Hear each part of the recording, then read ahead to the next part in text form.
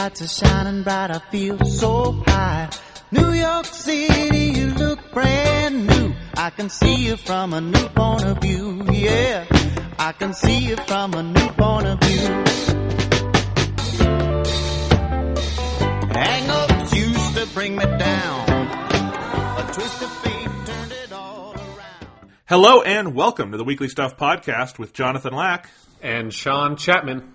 We are here to talk about stuff. This week on the show, we have a lot of stuff to talk about, guys, because a couple of new video games came out. Yes, yeah, you've been playing Dragon Quest a little bit, and then Spider-Man happened. And we've both been playing Spider-Man obsessively. You apparently more obsessively than I. Yes, so on this episode, we are going to be talking first impressions, so spoiler-free, nothing that we would consider a spoiler, nothing that you wouldn't see outside of like the previews, the E3 demo, that sort of thing. Although I'm not to the E3 demo from this year. You're probably not to the E3 demo from this year. No, yes, apparently that raft sequence is way later in the story than I thought it was going to be. Yeah, so we're not spoiling that either. But anyway, so nothing from that sort of thing. But for both Spider-Man on the PS4, Dragon Quest XI on the PS4, two big game launches this week. I've been playing both of them. You've been playing one of them. You also have more thoughts for us on Yakuza Kiwami 2. Yep. A game I have technically finished, although there is a whole side Majima story that I have not had time to touch. I squeaked in and finished Yakuza Kiwami 2's main campaign the day that Spider-Man came out before it got to my house. Yes. I barely made it. Good job. I did not finish Dragon Quest XI in the 72 hours I had between me getting that game and me getting Spider-Man. So, yeah. This is an exciting week, guys, because I honestly think these are the two best major game releases of 2018 so far, Dragon Quest XI and Spider-Man. I can say that pretty definitively with Spider-Man because I'm very far into it. Dragon Quest I've played at least 12 hours of, but that's like maybe 10% of the game, so, right. You know. Thoughts could change there, but I think they will only change for the positive. I am so excited to talk about both of these games. I'm so excited to keep playing them. I'm excited for next week when we go into full spoiler detail on Spider-Man, which is kind of our custom now, do a first impressions thing, then come back and do a fuller review. So I'm very excited to talk about these games. We're also going to be touching on a couple pieces of news, and that'll be today's episode. And if you're wondering, hey, you guys reviewed Spider-Man 1 last week from 2002, then you reviewed Spider-Man 2. Where's the Spider-Man 3 review? Don't worry, we're recording that tonight, too. It's just not going to be in this episode because I think it would be too much for one episode. So that'll be coming either later this week, or if I'm looking at the calendar and I think we're going to need a rainy day episode, I might hold it, but I think it's going to be coming this week as well. And we'll just give you two podcasts for the price of one. Why not? Yeah, it's a whole lot of Spider-Man. It is. I would say it's too much Spider-Man, except I'm having so much fun with all this Spider-Man shit. Yes, there's never too much Spider-Man. That's what I've learned. Like, Sean, I'm probably gonna have to, like, ask you to, like, borrow some of those comic files, because I've never read Spider-Man comics, and now I'm like, I gotta read at least some Spider-Man comics, because I'm having too much fun just being in the world of Spider-Man. Mm-hmm. No, yes, it's finally the bug has bitten you. Yes. I have been living this life for forever, since, like, I was, like, 8 or something, so welcome to the fold. I know. There is a very, very good comic book shop here in Iowa City that has, like, you know, boxes to the ceiling of old comic books, and if you want to find something, that's probably, like, you're not going to find everything there, but if one shop could have it, it's going to be that shop. So if I wanted to go crazy and lose all my money and worldly possessions, I could get into it that way, too. Yeah, or you could just, you know, get Marvel Unlimited or something and just read comic books that way, because holy shit, comic books are expensive. My copy of Spider-Man on PS4 came with a month free of Marvel Unlimited, which is awesome. Yeah, I was really surprised and delighted to see that, because it is, now that I've used it a little bit, it's such a good service that's good that they just give that to you. That's cool. It's very rare these days you open up a video game and A, have anything inside other than the disc, and B, have anything inside other than the disc that's actually worth holding on to, you know? So I was like, hey, I'm going to use this code. This is cool. So very excited to maybe read some comic books. Very excited to talk about all sorts of Spider-Man with you today. I guess let's go really quick. I said I think these are maybe the two best games of the year. Sean, your quick 5-second reaction to Spider-Man on the PS4? I think right now Marvel's Spider-Man is my favorite game of the year. I'm according to the in-game percentage thing, I am 50% of the way through the game, which is that's not like story stuff. That's just like everything done 50% of the way through. And yeah, I am having such an unbelievably good time with it. I basically agree with what you've been saying of it's utterly superlative in kind of every single way you can imagine, and then on top of that, it's Spider-Man, and so it's just like it's maybe the single most impressive adaptation of a character to a game I've ever seen. Like, yeah. I think it surpasses even what Rocksteady did with Batman and the Arkham games, which obviously we love those games on this podcast, but this feels like it takes it to a whole other level in how like holistic the representation of Peter Parker in Spider-Man is in the game. It's a much fuller depiction of that character than what Rocksteady does with Batman, which is a more very focused thing. And I cannot stop thinking about Spider-Man.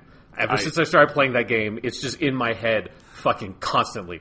I have been inhaling this game. I am 68% of the way through, so over 2/3. And again, this is like 68% to platinum, not through the story. Yeah. Because I assume this is kind of like the Batman games. Once you hit that 100, you've done pretty much everything there is to do. I cannot stop playing it. I mean, it did come out on a weekend, so it's not like I've been slacking off other responsibilities or anything.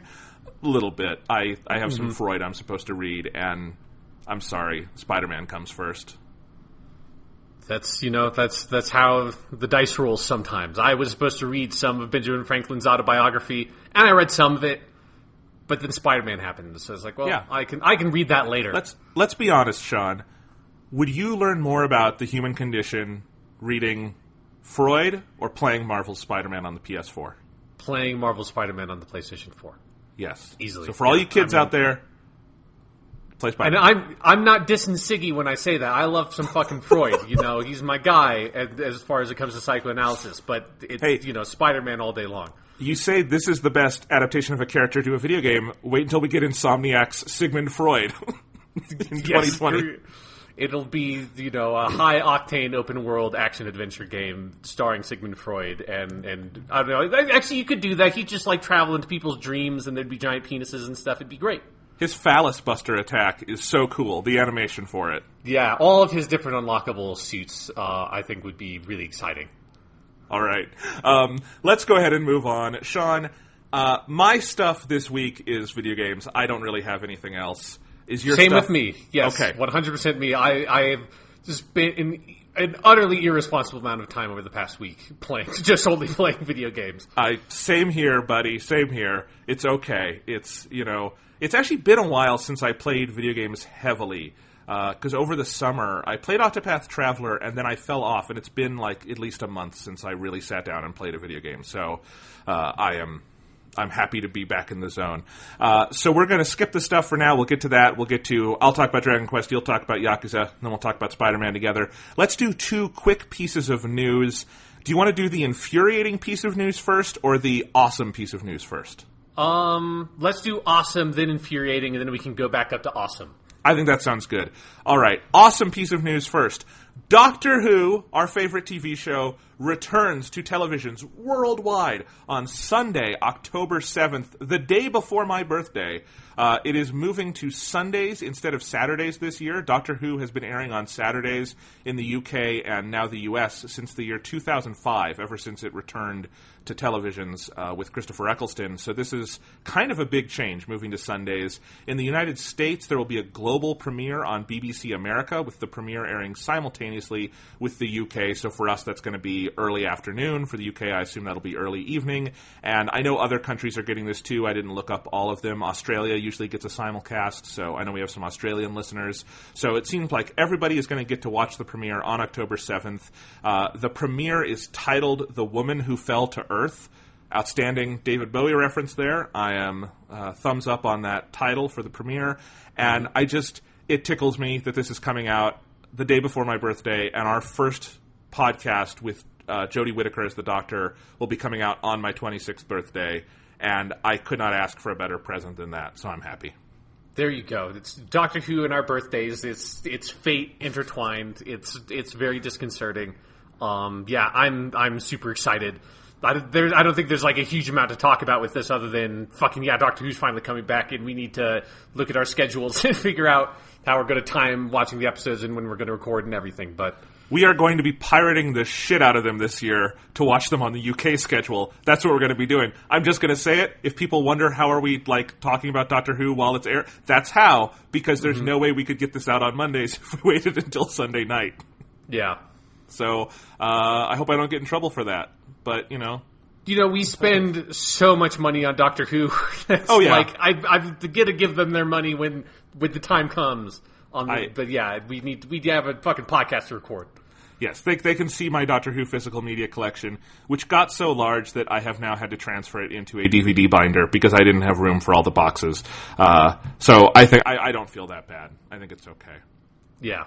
But yes, that's what we will be doing, Sean. And Sundays are going to be Doctor Who Day in more ways than one. Yes. It's everything's coming together. It's a 10-episode run, so it should be going 4 weeks in October, 4 in November, 2 in December. So it's going to kind of get in under the wire before the end of the year, if they take no weeks off, which they don't usually, although running through Thanksgiving, that's an American holiday. Never mind. I don't know, maybe they'll just be courteous to the American listeners and be like, we'll give you this one too. Actually, no, that would be, they should just do a Thanksgiving episode special and have Jodie Whittaker come over to America and have another America episode. We haven't done that in a while.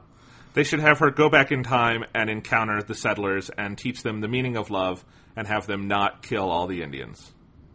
And just utterly change the course of all of human history. I mean, it would be for the better. But you'd definitely be sort of like bending the web of time on that one, I think. What if the 13th Doctor just woke up and she's like, fuck it, I don't care about the rules anymore. I'm going to change it. She just makes a list. Like, let's kill Hitler. We thought we were going to do that once. We didn't do it. We're going to do it this time. All right? Let's kill Hitler 2. Great episode title. Yes. All right. No, it would be Let's Kill Hitler, Here We Go Again.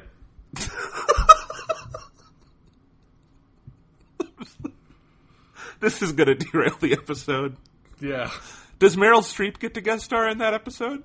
I mean, yeah, of course. It's the first Doctor Who musical episode. I think they'll be very excited. It's all ABBA music, of course, but does Meryl Streep play Hitler in this scenario? No, Meryl Streep plays her character from Mamma Mia, who becomes a one episode long companion. Basically, she gets wrapped up into the TARDIS. Yeah, sounds good.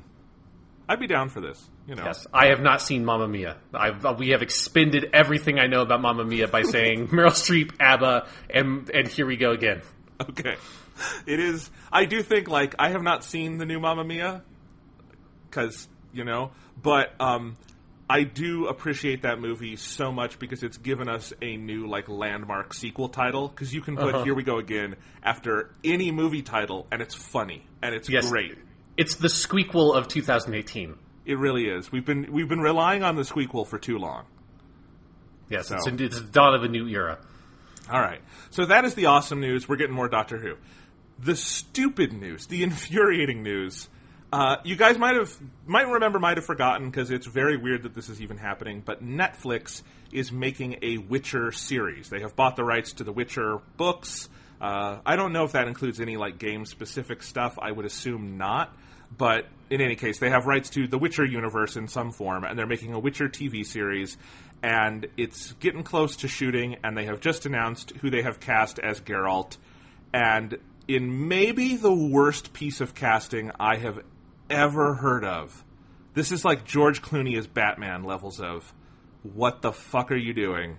Henry Cavill has been cast as Geralt. Henry Cavill as Geralt. Henry Cavill. Superman. Why? As Geralt. What? Why? What about Henry Cavill? What about looking at Henry Cavill would make you think he's perfect to play that gruff, older, wizened, just angry monster hunter who hates the world and is just beaten down by life, doesn't have a lot to go for anymore. Pretty boy, wet blanket, Henry Cavill. Could this casting be worse? I mean, at least he's big and strong, so it's they didn't cast a 15-year-old child to play Geralt. It could be worse if you expand the realm of possibility to the point of ludicrousness. But yeah, it's weird. I'm with you in that it's very hard for me to see the, like, gruff, world-weary, super, like, hyper-cynical character that Geralt is in Henry Cavill. The one thing that would be amazing, and, like, still bad about this, but kind of amazing, is I don't know if you've ever seen, like, Henry Cavill actually use his natural British accent, but he has the nerdiest fucking British accent in the world, and the contrast between big, super strong Superman-looking dude and just the most fucking just elitist, upper crust, like, lilty, like, kind of like nerdy British voice. You know, he doesn't have, like, a good, tough, strong British accent. It's very upper crust British accent, and if he brings that to Geralt, that would be fucking hilarious to me, because it would be the perfectly wrong accent, but I feel like there would be no reason to make him strictly American if you're doing the Netflix show. Yeah, there's never a reason to make these characters strictly American, but they always 100% of the time do it, so yeah. He will be strictly American.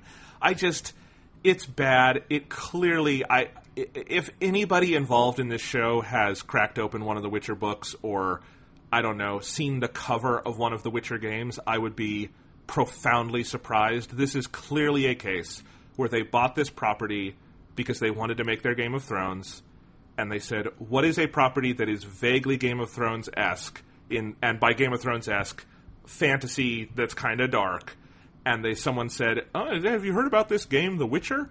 And that's it. They bought it, and they're like, do we want to, like, read the books and see if we want to use any of that? No. We're going to use none of that. We're going to do a Game of Thrones ripoff. We're going to cast a guy who looks vaguely like the dude from Game of Thrones, Nikolai Coster-Waldau, and we're going to do that. And we're going to make Game of Thrones, but it's going to be called The Witcher, and it's going to have nothing to do with it. Like, this piece of casting could not confirm that anymore if they tried. It could not. If they cast Meryl Streep as Geralt, that would genuinely be better casting because she can act. Mm-hmm. And I kind of like Henry Cavill. I've defended him at times. He, I think, when used right, can be effective. You know, if you put him in Mission Impossible Fallout and have Tom Cruise punch him, that's great. He has an extremely punchable face. You know, he's a good, like, douchebag villain. He's not a good Superman. I don't know if he was a good man from U.N.C.L.E., because I didn't see that movie, because nobody saw that movie. He's not a particularly bankable star, so I don't really get that as a choice from Netflix, because you could have gotten... What you should get is, like, a Eastern European actor or something who is kind of vaguely unknown. Or, I mean, who would be perfect as Mads Mikkelsen? You would get Mads Mikkelsen and you would have him play Geralt, and that would be perfect in every single way, but they're not going to do that. So, I don't know. This is stupid. Yeah, it's stupid, but it also... I could not give less of a fuck about a Netflix Witchers show, you know? Like, yeah.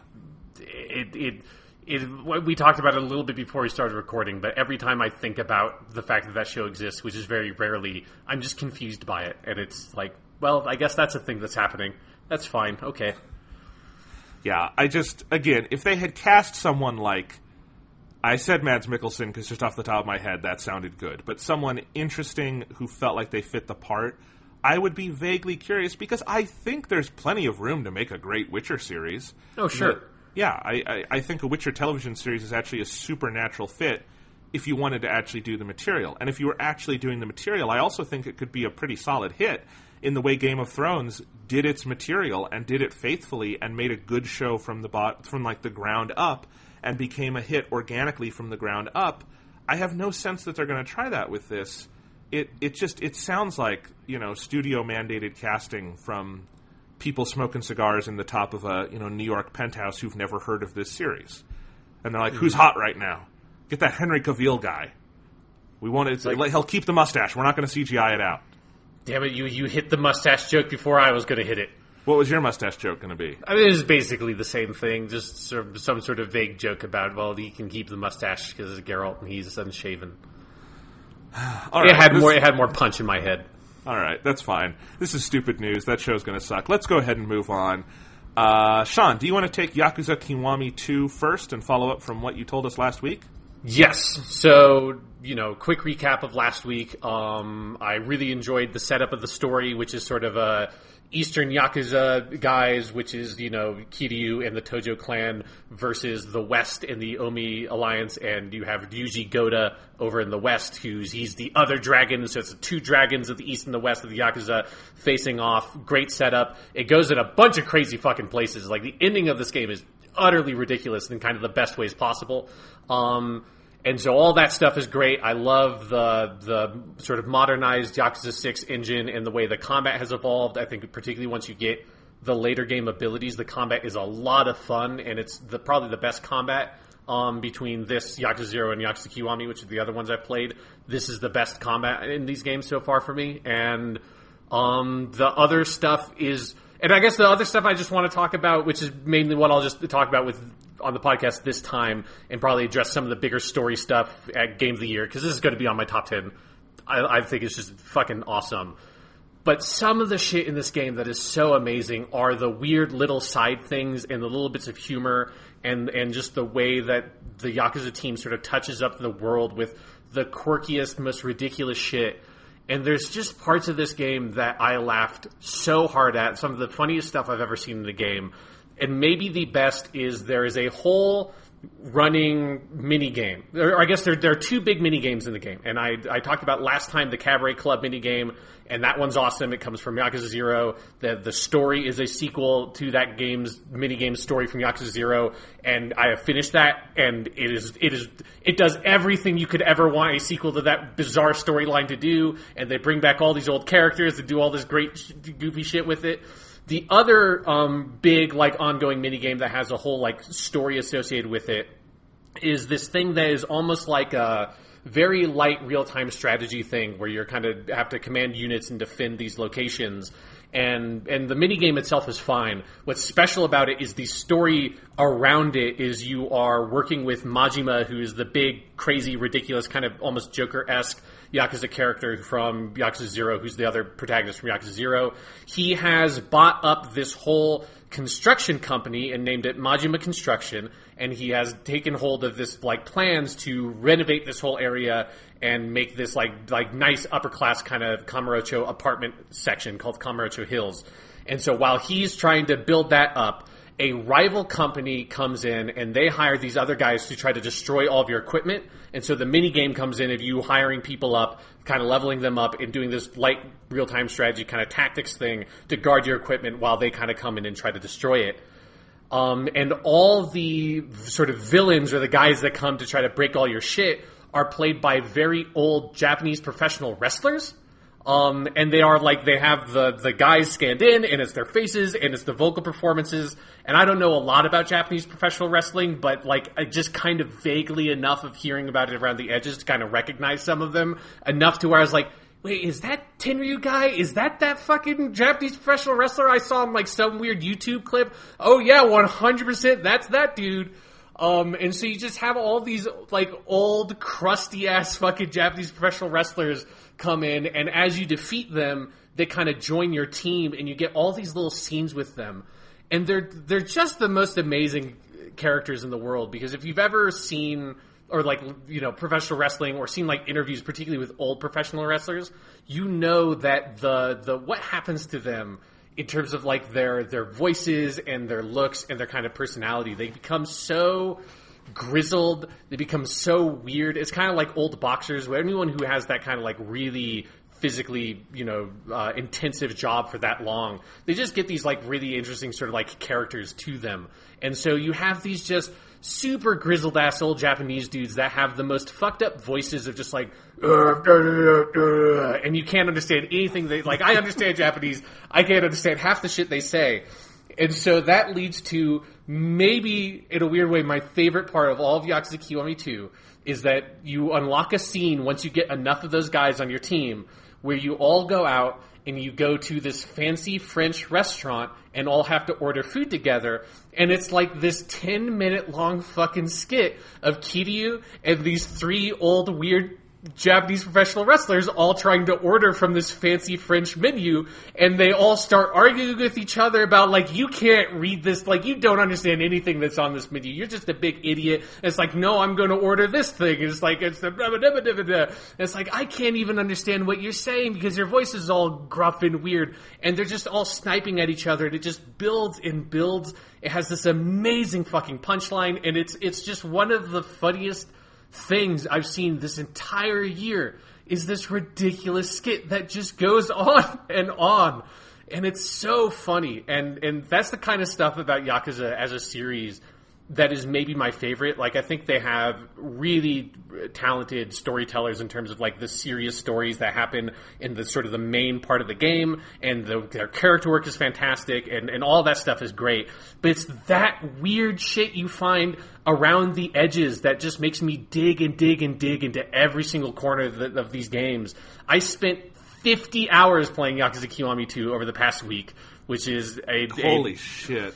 Way too much time to play a video game. When I say, like, I barely squeaked into the end to finish it on Friday before Spider-Man showed up at my house, like, I had to fucking cram every single second of free time just playing Yakuza Kiwami 2 because I knew while you could finish the game probably in like 15 hours if all you did was the main story stuff, what makes it the best is if you just try to poke at every single corner of the game, because there are all these incredible sort of like diamonds hidden in places you wouldn't think. And if you have to try every mini game.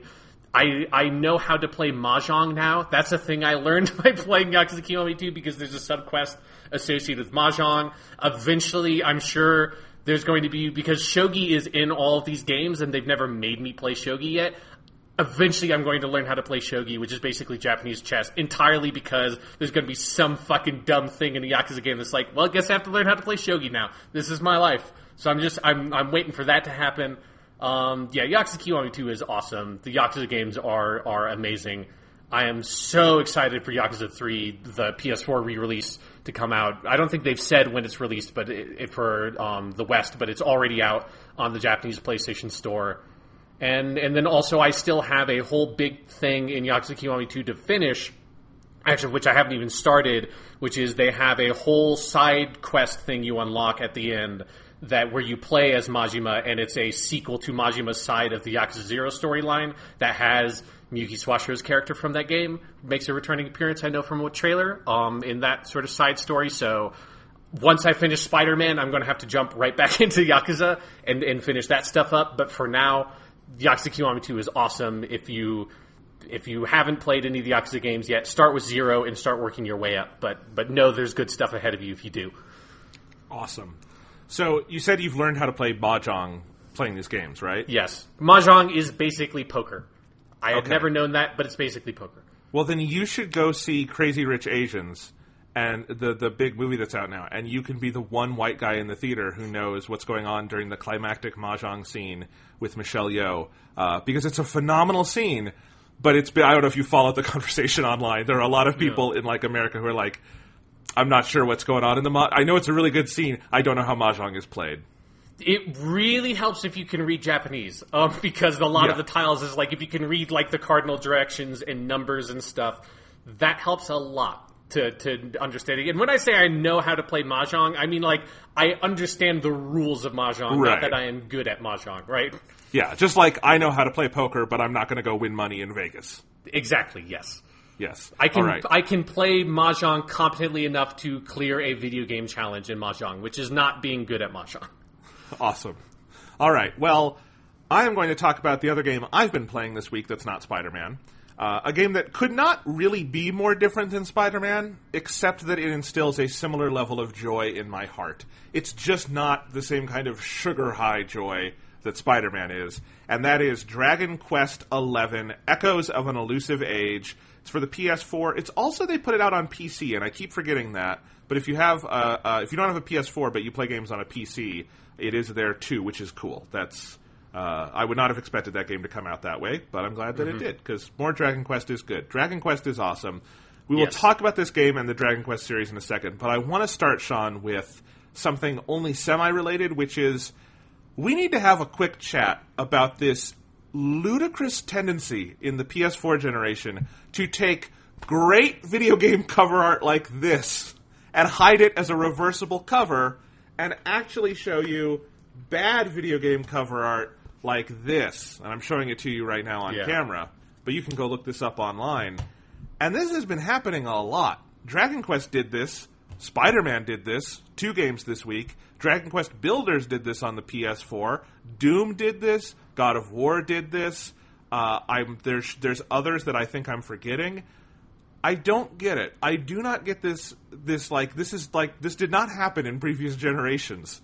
But in this generation, especially for games that are imports, like Dragon Quest, you'll have, like, beautiful hand-drawn art by Akira Toriyama, and they'll be like, no good. We're going to put that on the backside of the cover, and we're going to have an intern Photoshop some assets from the game. Or like, but it doesn't even have to be Japanese. It can be like Spider-Man, which Spider-Man has the most boring fucking cover art. I thought forever the cover art of Spider-Man was placeholder art, because it just says Spider-Man, and it's just a picture of Spider-Man swinging on a red background. It looks like placeholder art. And then you open the case, and the reverse cover art is this beautiful signed drawing of Spider-Man webbing through New York. What is with this trend, Sean? Well, like, I think what it is we used to just get bad box art, which was just like the standard forever, particularly the Xbox 360 generation. Box art was just fucking bad all the time.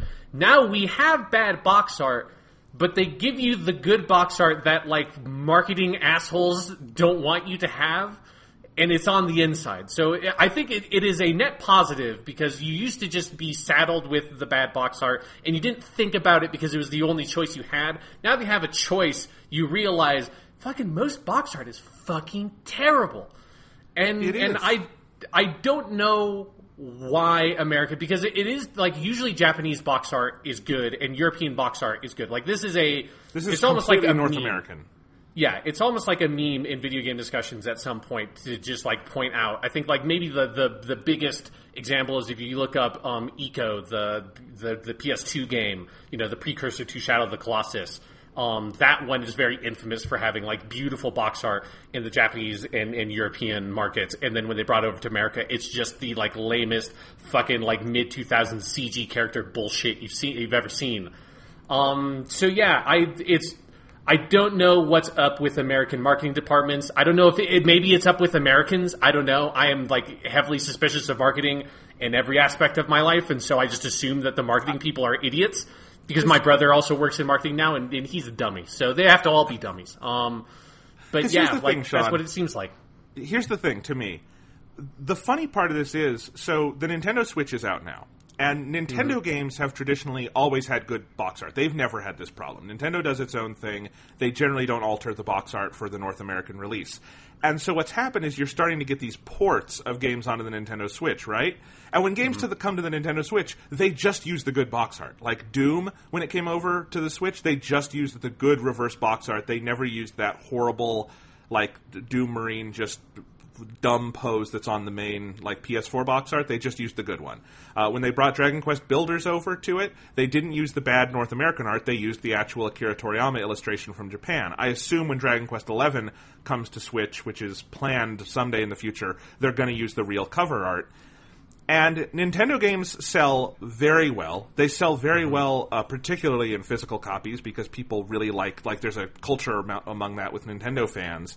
And so there's more of a culture with Nintendo games to try to put your best foot forward on the cover art.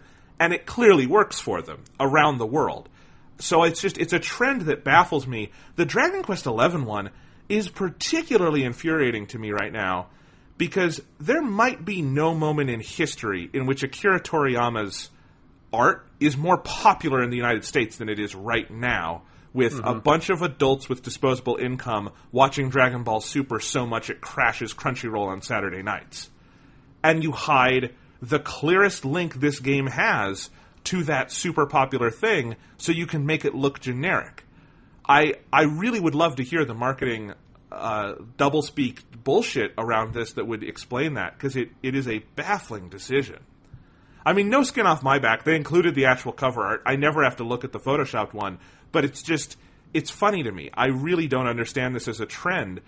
And, you know, yes, we definitely did go through a phase, I think, in the 2000s and in the last generation where box art got pretty bad, and I do like having the reverse cover art, but it's not a forever thing. Like, I think video game box art was pretty good up through the, like, PS1 generation and 64, when it was on actual boxes and stuff, you know? Yeah. It was probably the PS2 Xbox generation where it started getting bad, and even then, like, you know, I think a lot of the big games from that generation, like Halo 2 has really good art, a lot of, well, GameCube is different because that's Nintendo. There are a lot of PS2 games with good cover art. So I don't know quite when it happened. It probably was the 360 generation when you had like a dominant Western force in the market. But It is a very strange thing in the industry right now. Yeah, but I appreciate that they give us the choice, that they sneak it in there and be like, hey guys, you want the good box art? We put it in there. I don't know why, because it is always, whenever I've seen, on forums and stuff, when developers chime in, developers are always like, yeah, no, this is like the box art we wanted to have. And then marketing people came in from the publisher and said, but our tests say that if you have a gruff male protagonist standing sort of half with his back turned to the cover with dramatic lighting covering half of his face, I think that's going to be the thing that really grabs everyone's attention. Like the box art that's on every fucking video game for the past 10 years. Yeah. And I would really love to be in the room for whatever produced that Spider-Man cover art, because this is such a good, distinctive, stylish game. And they gave it the least good, least distinct, least stylish cover art I think that could possibly exist. Yeah, it's like you can. I think there have probably been like 1 million or more better box arts made by people in the photo mode in the game since the game's released than the box art they actually made. Yeah, it's weird. Oh well. So Dragon Quest XI, Echoes of an Elusive Age. I fucking love this game. I love this game so much it hurts. And I am glad that I can say 2018 is the year I fell in love with the Dragon Quest series. First with Dragon Quest Builders earlier this year on the Nintendo Switch, and now with the first full mainline game I'm playing in full, Dragon Quest XI, here. It is so good. If you don't know what Dragon Quest is basically the grandfather of all JRPGs.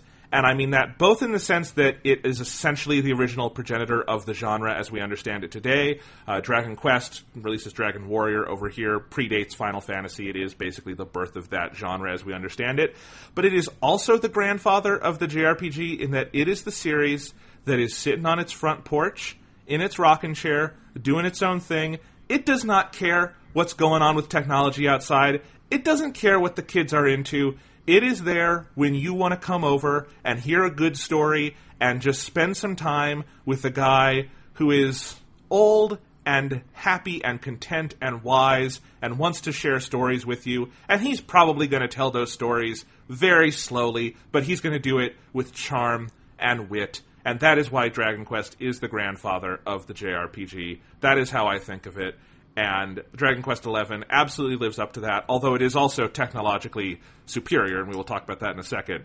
But yes, Dragon Quest is sort of famous in the West for being that series that people in Japan love to a kind of frightening degree. Like, to the degree that the famous legend around Dragon Quest goes that, like, the Japanese government forced them to release the games on a Saturday so there would not be a massive break in worker and student productivity. I don't think that's actually true, but just the fact that it has taken on as a legend should tell you a lot about how beloved this game is in Japan. I think at the current count, Dragon Quest XI has sold 4 million units in Japan, which is a lot.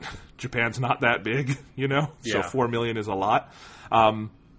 But these games, they've been coming out for a long time. They are Square Enix's other, big JRPG series, more popular in Japan than Final Fantasy. But where Final Fantasy has always been kind of more popular overseas, it's been the big JRPG in the West, and in Europe and North America and things like that. Dragon Quest has never made a huge impact over here, and people often ascribe that to it is just very mechanically different than a lot of other JRPGs in that it has stayed what we would call old school or hardcore for a long time. It has not changed its ways as much. I think that popular narrative belies a lot of other truths about the series, which is that it's often been much more narratively adventurous than other games in this kind of genre. It's done a lot of other sort of things that are significant in terms of game design. But yes, it is a JRPG where you have a basic turn-based battle system. They've never done active time battle. They have updated too. There's like enemies on the map that you go hit, Persona style, but it's not random encounters anymore. But it is still very traditional in that sense. And it is also, I think, significant as kind of one of the only long ongoing series that you can clearly prescribe as sort of an auteurist sort of thing, because it's 3 main guys who have been in charge of this series for its entire lifespan, which is Yuji Horii, who is the main scenario designer, game designer, all of that. He's like the director of the franchise. Akira Toriyama, the artist and author behind Dragon Ball, who is also the main artist on these games, does all the character designs, does all the box art, all the marketing art, and That's why they look so fucking amazing. And then you have Koichi Sugiyama, who is the composer of the games. And Koichi Sugiyama, Sean, this dude's 87 years old. Did you know that? Fuck, Jesus Christ. I mean, it makes sense because he Yeah. has. You said it, but it's like deserves reiterating. These three guys have been on every mainline Dragon Quest game since Dragon Quest 1. So Yes. it is like It's their series. yeah, and that's unprecedented. Like there is no other. I mean, there are very few franchises ongoing that are as old as Dragon Quest, but there are no others, and there is no like long-running franchise that has had the same like top-line creative team throughout its entire inception. Right, like the Mario games, Shigeru Miyamoto's name is on every single one of those, and he's had, obviously, a big influence on all of them, but he is not down in the trenches directing Mario games every day. Same with the Zelda series. He's there on kind of an advisory role, but he is not an active designer on those games because he couldn't be. He's too busy, right, to just be making single games. But no, that is Dragon Quest. Like, a lot of other people work on these games, and a lot of other people have come in and out of the door, obviously, but that hand has been very steady and is very recognizable, and I do think is one of the cool things about it, that you start up any Dragon Quest game 1 through 11 from the early 1980s to now 2018, we're almost into the 2020s, and these three guys, their names are still up there on top. And Dragon Quest XI is the newest one of these. It came out last year in Japan on the PS4 and the 3DS. We just have the PS4 version over here, as well as a PC port, as I was telling you about. They've actually done some pretty cool stuff for the North American release. They've gone back into the game, and they've completely updated things like the graphics, so they look much better and are much more polished. The frame rate is much more stable. The resolution is higher. There are PS4 Pro enhancements if you have a PS4 Pro and a 4K TV. They've added English voice acting, which I turned off as soon as humanly possible because it's terrible, as it's a Square Enix dub, and Square Enix is chemically incapable of producing anything resembling a competent English dub.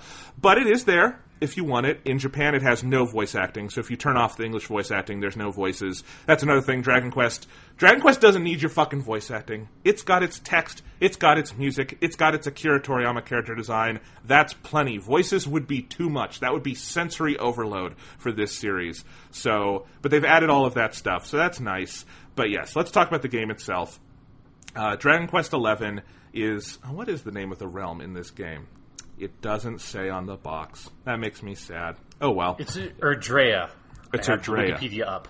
Oh, good. Okay, it's the land of Erdrea, and you play as the reincarnation of the Luminary, who may or may not be... I think he might be supposed to be like the reincarnation of like the original Dragon Quest hero, all the way back from the original Dragon Quest. Mm-hmm. He is like born from a branch of the Yggdrasil, which is like the tree of life creation in the Dragon Quest world. And he is being, it opens basically with a Moses story where the luminary is like being hunted by the government or by the king, and so they put him in a little boat and send him downriver, and then Grandpa Gohan from Dragon Ball, because it's just Grandpa Gohan from Dragon Ball, finds him and raises him as his own son. And then you play like on his 18th birthday as he is becoming an adult and has to climb to the top of this peak with his friend, which is what they do in the town he was raised in. And then an adventure ensues to go save the world from a dark being, because that's generally what you're doing in a game like this, is you're saving the world from a dark being, although there is a lot more narrative latitude within that overall structure than you might think.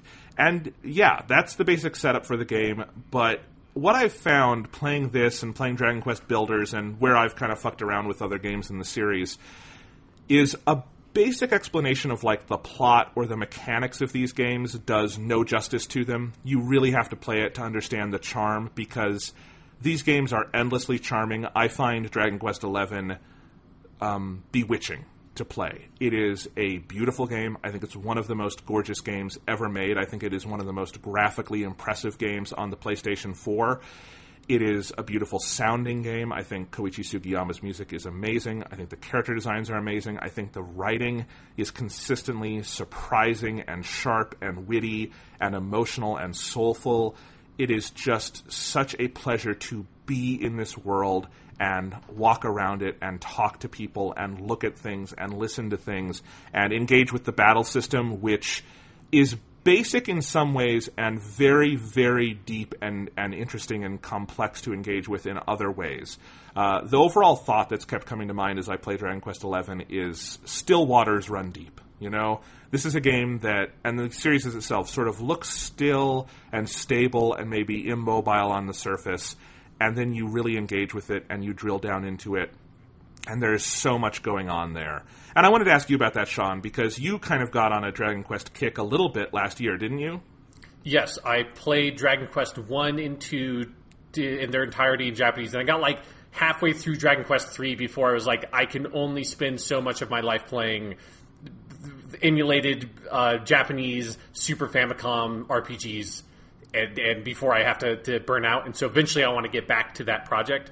But yeah, I basically agree with everything you said about like describing what you are doing and what the plot is and all that does not communicate anything real about the experience of playing the game. Even going back all the way to Dragon Quest 1, I was utterly floored by how much fun I had playing that game in 2017, when it's like, you know, that game is primordial in many ways. Like it is the progenitor of that entire genre, but it still stands like unique and apart from it in many ways, and that is kind of the sense of all of Dragon Quest. Obviously, I only played those first two, but it is that like it has this sort of authorial and aesthetic uniqueness to it that is so set apart from all the rest of JRPGs, and obviously, you know, the DNA of Dragon Quest is in every single JRPG because it is from the beginning, but it has just trucked along on its own path ever since Dragon Quest 1, and there's something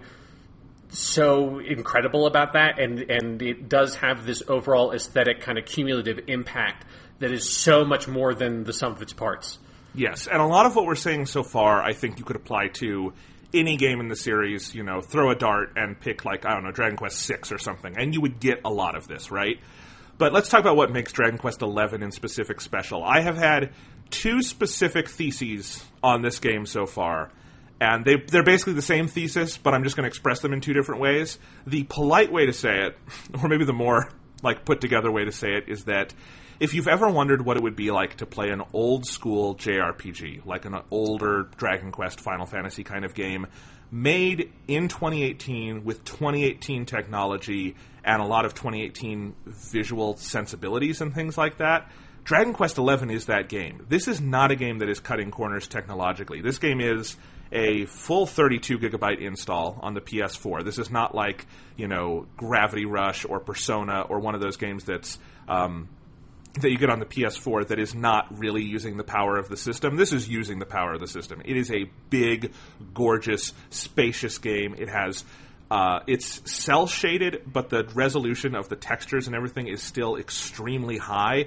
so it feels like you have stepped into an Akira Toriyama cartoon, basically. And I don't necessarily mean an anime, I should say. I mean almost more like an Akira Toriyama manga, but with color, because it doesn't quite look like an anime adaptation. It really does look like they took his drawings and made it a video game, and you're out playing in it. It's a very similar sensation to me as Breath of the Wild last year, which is, you know, just absolutely beautiful aesthetic, realized very well with the technology of the day. But this is on the PS4, so it's got a lot more power to work with. It's gorgeous, and, you know, because of that, you have a big world, and you can go around and select the monsters you're going to fight. There's not, you know, random encounters. You can ride a horse. You can go through these enormous towns. This game has the best fucking towns I've ever seen in a video game. I get excited every time I'm about to go into a town and know that I'm going to spend an hour or two just walking around the town and doing the normal things of talking to people and getting quests and checking on my armor and those sorts of things and selling loot, but also just looking at the taverns and looking at the rooms and looking at the furniture and just seeing what little design details are in there, because this is such a holistically complete world they have crafted. It is a joy to look at. So on that level, it is, again, it's like mechanically it is an old school JRPG, but pushed to this incredible level. And the other way you could express this thought that I've expressed it is, Dragon Quest XI is what you would get if Final Fantasy had stayed the course in the 1990s, rather than crawling so far up its own ass you can't even tell where it is anymore. Yes. Yeah, if they're like, I mean, and it's like kind of what Square Enix has done with its other stuff, like Bravely Default. Of like, what if shit was just about the crystals or the Demon King? Like, what if it could just still be that? Because there's still stories to be told that have that big structure. Because it allows you to focus on the little things. If you have the big giant quest to defeat the Dragon Master or whatever. Absolutely. And as much as I do love those throwbacks Square has been doing, like Octopath Traveler, Bravely Default, I Am Setsuna, they've been doing a lot of these lately.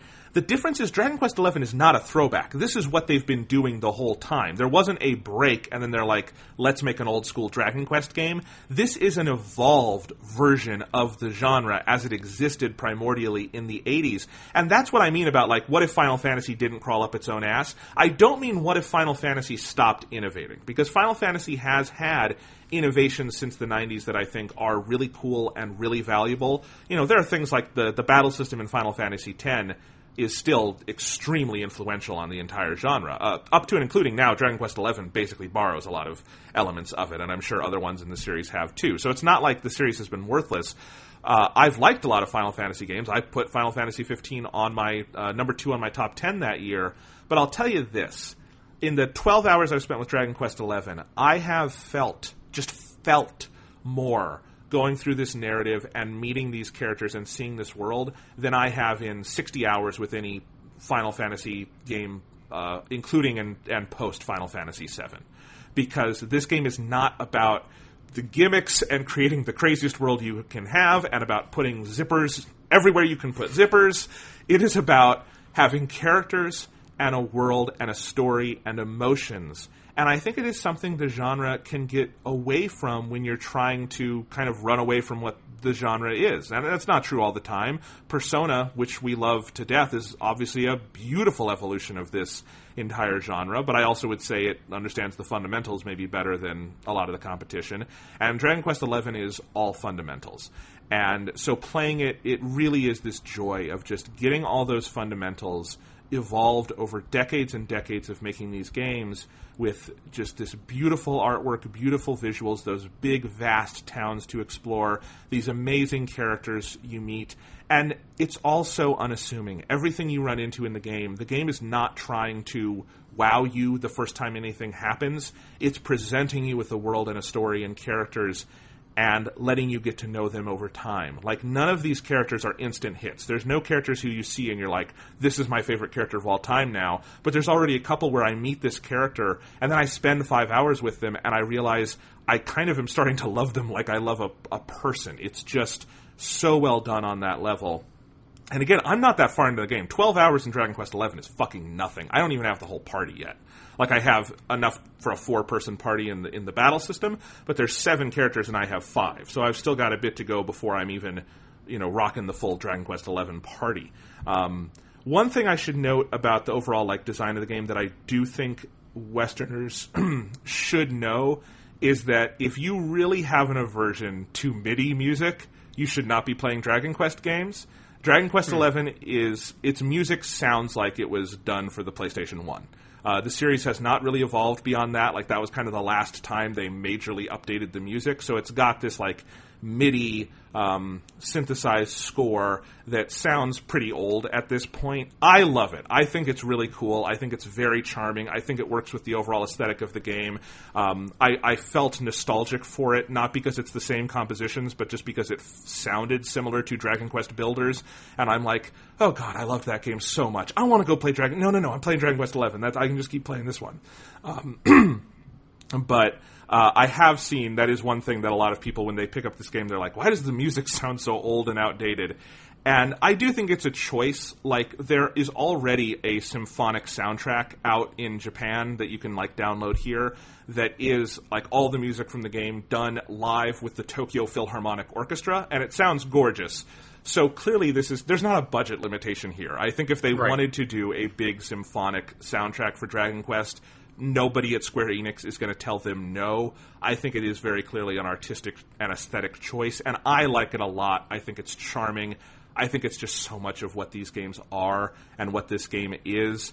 But if that bothers you, listen to it on YouTube for a while. If it's gonna grate on you, this is not the game for you. There's a lot of ways in which Dragon Quest might not be the game for you. This just is not the kind of game in the genre that has been popular in the West for a long time. And I think that's cool. I love playing it. It is so its own thing. I do think some video game critics, when they get into the mode of like, why hasn't Dragon Quest evolved yet? It winds up sounding weirdly culturally insensitive of like, they're basically asking, why aren't Japanese people making games like Americans? And that just becomes an undercurrent of a lot of reviews of this game that I think is kind of weirdly tone deaf. So, but there's a difference between that and just it not being your style or your speed, and I can get that. But I think this is a gorgeous game. I love it. As much as I'm loving Spider-Man, I am so excited to finish Spider-Man and get back into this game because it's amazing. And before I let us move on to Spider-Man, I just want to kind of like tie this all together by telling one story that happened in the game so far. Because this is such a quiet, small, unassuming moment, but I think this was my equivalent of the moment for you, Sean, when you did the Bloody Baron quest in Witcher 3, and it's just like the game clicked for you. At least that's how you told it to me back in the day on the podcast. This is not anywhere near as big as that. So this is a minor spoiler. This is something that happens like 3 hours into the game, but again, that's like maybe 3% of the way through the game, so I feel okay spoiling this. So I describe this as like the gentle magic of Dragon Quest storytelling. So at one point, you're going through this area in the game called the Mangle Grove, which is this like forested area that you have to get to. All the names in this game are so great. I should have said the monster design in Dragon Quest XI is, in all the Dragon Quest games, is the fucking best because it's Akira Toriyama doing JRPG monsters. My favorite one is there is a teacup pig in a giant wizard's hat, and it's called a Sham Hat Witch, and you meet it in the Mangle Grove, and it is my new best friend. I love the Sham Hat Witch. And it's also just the best fucking name. Yeah. Awesome. I mean, it sounds like a sexual position, but great. Jesus. All right, well, anyway, you're in the Mangle Grove, you're exploring. This game does not directly encourage you, but it's so beautiful, and I just love being in it that I definitely feel encouraged to just explore kind of every inch of the maps that I'm given. And on one kind of far corner, you happen upon this chest, and you open the chest, and it's empty. And this is the first time it's happened, and you're like, that's weird. Why did they just have a trick chest in this game? That's kind of odd.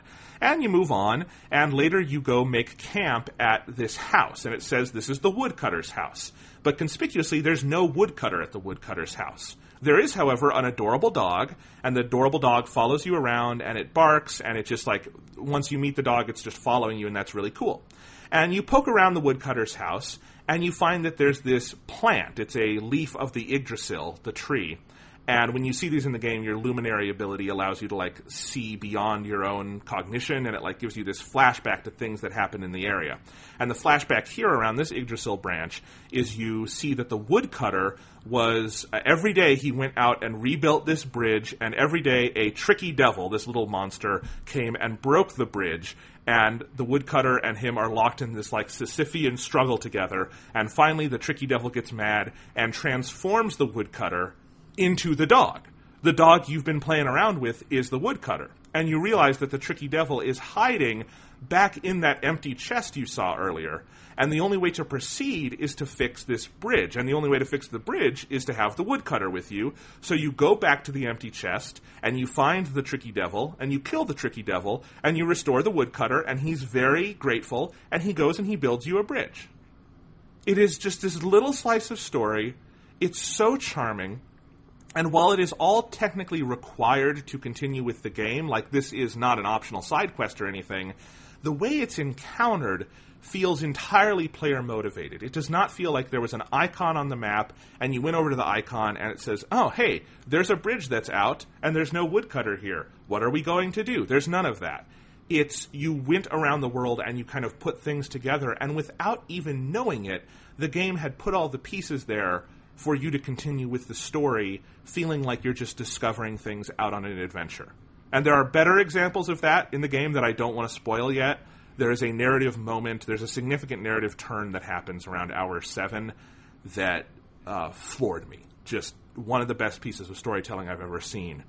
But this little thing with the woodcutter and the dog, I was just like, this is so charming and unassuming in its execution. I was head over heels at that point. I fucking love this game. Awesome. Yeah, I feel like I should mention at this point that I have actually tomorrow, I believe, a Japanese copy of Dragon Quest XI is arriving at my house. I've been biding my time because Dragon Quest XI in Japan is fucking expensive, like basically like $90 more or less. And then finally, all the talk around Dragon Quest XI coming out of here. And then, especially what kind of did it for me, that was like, okay, I just have to pull the trigger on this, was I watched a YouTube video. It was just like, I just kind of like want to see some of this game because I hadn't really seen much of it actually being played. And they got into a fight, and they won the fight, and then it went bring, and I'm like, oh shit, it made the fucking Dragon Quest noise. Yep. I need to play this fucking game now. And it only cost me $67 to order the physical copy of, that's like with shipping, the physical copy of the Japanese game, because if I got the digital version, it would still be about $90 US dollars. So I have the Japanese version of the game coming out. I very specifically have to play the Japanese version because I was watching the obviously the English American version on YouTube, and they were using all these spells that confused me, like heal. I don't know what heal is. I don't know what that does. Hoimi. That's what, I don't know what heal is. Hoimi is what you do to restore someone's HP. They were using Frizz. I don't know what the fuck Frizz is. It's Gira. I don't know why they had to change all the goddamn names of the spells. Hoimi is Hoimi. There's no such thing as a heal slime. It's a Hoimi slime, motherfuckers. I needed the Japanese version, so I got it. Yeah, so just to clarify, you have played the others in Japanese. This is one of the ways you kind of practice and use your Japanese knowledge, so you want to play the original version. Yes, I look forward to spending 200 hours playing Dragon Quest XI, desperately trying to be able to read everything. I'm excited, because this means we'll be able to have a full discussion about this game at some point this year, but we'll have these two slightly different perspectives on it, which I think is good. Yeah, it's been a while since I did a big project of practicing reading Japanese, so I'm looking forward to slaving through that. And I think, if I'm not mistaken, they are doing a patch for the Japanese version to bring in some of the visual enhancements they did for the US version.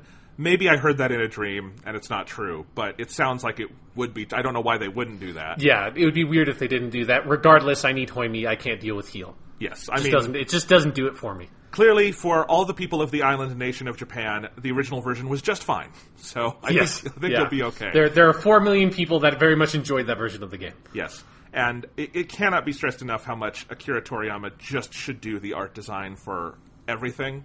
Just everything in the world. Just the video games, the movies, the books, everything. Paintings, wallpapers. He is, I think, one of the best and most significant artists alive on planet Earth. And I love his style to death. Mm-hmm. Yeah. All right. We are well-recorded Toriyama fans on this podcast. Yes, indeed. All right. Let's go ahead and move on to something else we love passionately, intensely, maybe unhealthily. Spider-Man! Fucking Marvel Spider-Man, Jonathan. Spider-Man on PS4 is a fucking masterpiece, at least in what I've seen so far.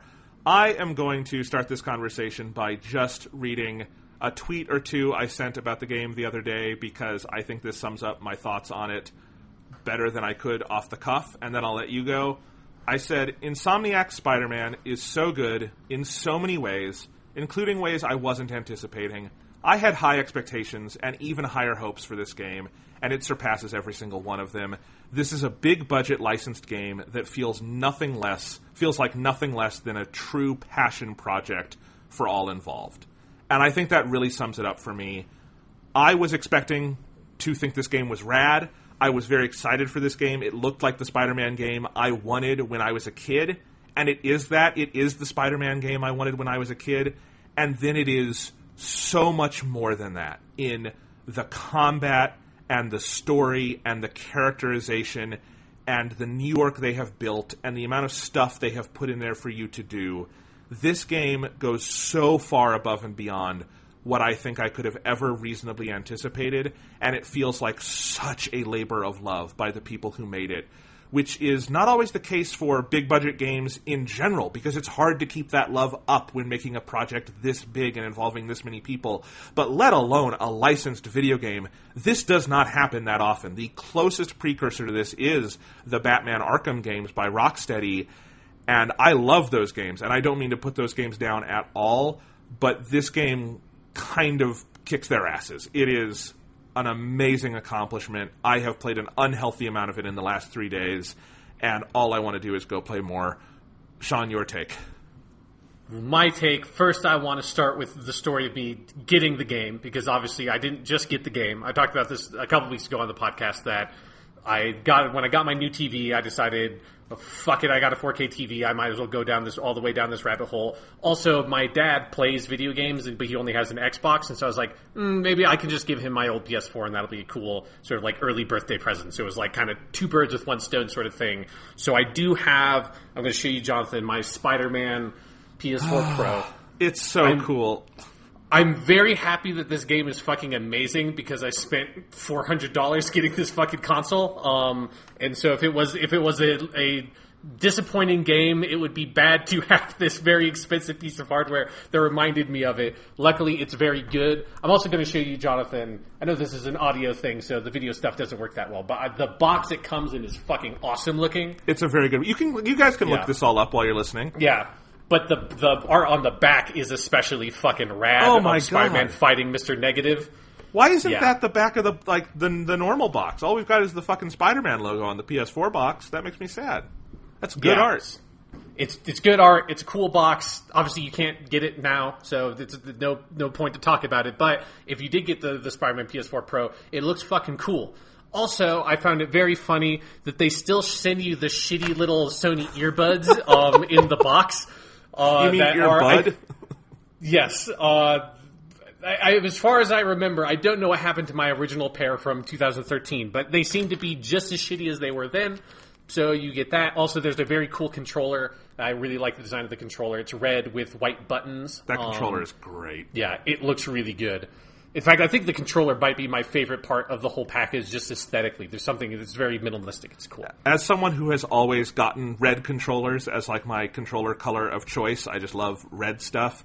That console is kind of my dream console, but I already had a PS4 Pro, so I could not in good conscience justify that expense.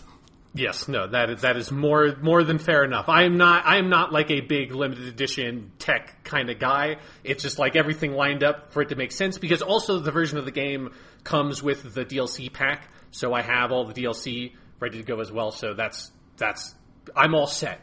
So anyways, that's the preamble to me getting the game and getting the console and all that. I will say that like the one small negative of this whole experience is it took me about an hour to do all the stuff, because I also wanted to switch my 2 terabyte hard drive that's in my old PS4 and put it into the PS4 Pro. And so it's like, you know, this is my most anticipated game since I played Persona 5 in 2016. Like I have talked before on the podcast about just how absurdly excited for this game I was. And so there was sort of this like cruel irony aspect to the whole thing of I finally had the game right in front of me and the console and everything, but it's like I can't really start playing the game until I set all this shit up and transfer all the memory and download all this stuff and get my saves and get all that hooked up and hook up the PS4 from my dad upstairs, and I haven't played God of War. It's like, I just want to play Spider-Man. I have to do all this shit. So it's, you know, like a sort of first world problem, but I was feeling it in that first hour that I had the console. But yeah, then once I had everything set up and I started playing the game, I fell in love with it basically instantaneously. It is, I mean, just from, like, literally from the logos, like the Insomniac logo, the music that plays, and then the Marvel Comics, like Marvel Studios logo, the one that plays in front of the movies, they put in front of the game, which I was not expecting. It makes sense, but I just hadn't thought of like, oh yeah, fuck, of course, that's just like the Marvel logo for this kind of stuff. But Marvel just doesn't have any games, so you never see it. And it just like did a lot to get me pumped up, and then I loaded into the game, and the first cutscene is awesome, and then just the way, I think like the way to start talking about this game is just to talk about that first moment where it goes from the cutscene and Peter puts on the suit, he sees the bill come under the door, and he sees like the Kingpin call of like, well, I either pay my bills or I go take down Wilson Fisk. Guess I'm going to get evicted at some point in this game. And you jump out the window, and then immediately you just start swinging, and it is the smoothest transition from cutscene to gameplay kind of ever, because this game is so unbelievably gorgeous in every single facet that I am still amazed every time it transitions from a cutscene to gameplay, just because I keep on expecting it to be a pre-rendered cutscene because it looks so fucking good, and then you immediately start playing it, and you jump out that window, and the little button prompt says it's like hold R2 to swing, and you just immediately start swinging. Yeah, I might still say God of War from this year might have the smoothest, given that the game is literally just one unbroken take. But especially considering this game has kind of even more intense aesthetic things going on with a lot of it, including like, more realistic human faces. Like Peter Parker is not Kratos; he is not a weird Greek god. No, Kratos is is Kratos? Yes, Greek, and then Kratos is the Greek god of war. I can't after keep he it all. Killed Ares. I can't keep it all together now that they're crossing the fucking mythologies in these games. Anyway, but yes, I love that this game, it knows what you want it to do. You want to swing around as Spider-Man, and it wastes as little time as humanly possible between you saying, start a new game, and you are swinging through New York as Spider-Man, and then you're fighting Wilson Fisk, and you're taking down the Kingpin, and you're sort of being inundated into this brand new Spider-Man lore, because that's one of the fun things Insomniac gets to do here, is this is their own Spider-Man world, and they can do whatever they want. It's a clean slate continuity-wise, and they're like, we're going to pick a character out from here, we're going to pick a character out from here, and we're going to put these characters over here, and we're going to take, you know what, let's say Doc Ock doesn't exist yet, so let's take Dr. Octavius, and we'll put him over here, we'll save that for later, and we'll just, like, put all these pieces on the board. And so there's also just this sense of like liberation and joy in the overall continuity they're getting to make. Like, as a comparison to Batman, the Batman Arkham games are basically extensions of the animated series. So it's sort of a pre-existing continuity. It's a pre-existing sensibility. So if you watch the animated series, it was like, this is a great sequel to that. Spider-Man, this is its own thing. And those opening hours, or just 30 minutes, fuck it, of just getting to know what it's like to swing and to fight and to move around New York, and you start to see what sorts of things you're going to get to do in the open world, but you're also starting to see, like, what's their version of Peter Parker like? What are the characters they've decided to put in this continuity, where, Peter has been Spider-Man for about 7 years in this continuity? What has happened? Where are we at? It is such a beautiful sense of discovery at the beginning of this game. And the great thing is, at least for me, Sean, that sense of discovery has not abated pretty much at all in the many hours I've spent with it. Yeah, no, I agree. I think the game does such a good job of constantly introducing you to new kinds of activities. The story moves along and does, I think a good touchstone for talking about this game in terms of an open world game is Infamous Second Son, which had the same sort of, it has a very clear focus on one main story. It's not Witcher or Grand Theft Auto or Red Dead or a game like that where there's, I feel like most open world games are like that, where they have a bunch of different story threads that are going that will kind of coalesce and then depart, and there's 2 or 3 main missions you can play at most points in the game. Spider-Man is more, there is one main mission at any given point. Sometimes they do a cool thing where the main mission it won't unlock it for a couple of minutes or something. It'll just be hey, just go swing around, do whatever you want, and then eventually the main mission will continue in a little bit. But yeah, the main mission is sort of locks the story into place. So the time of day and the sort of tone and aesthetic and atmosphere of the game and the music and the kinds of random crimes that populate in the world, all of those things shift as the story progresses.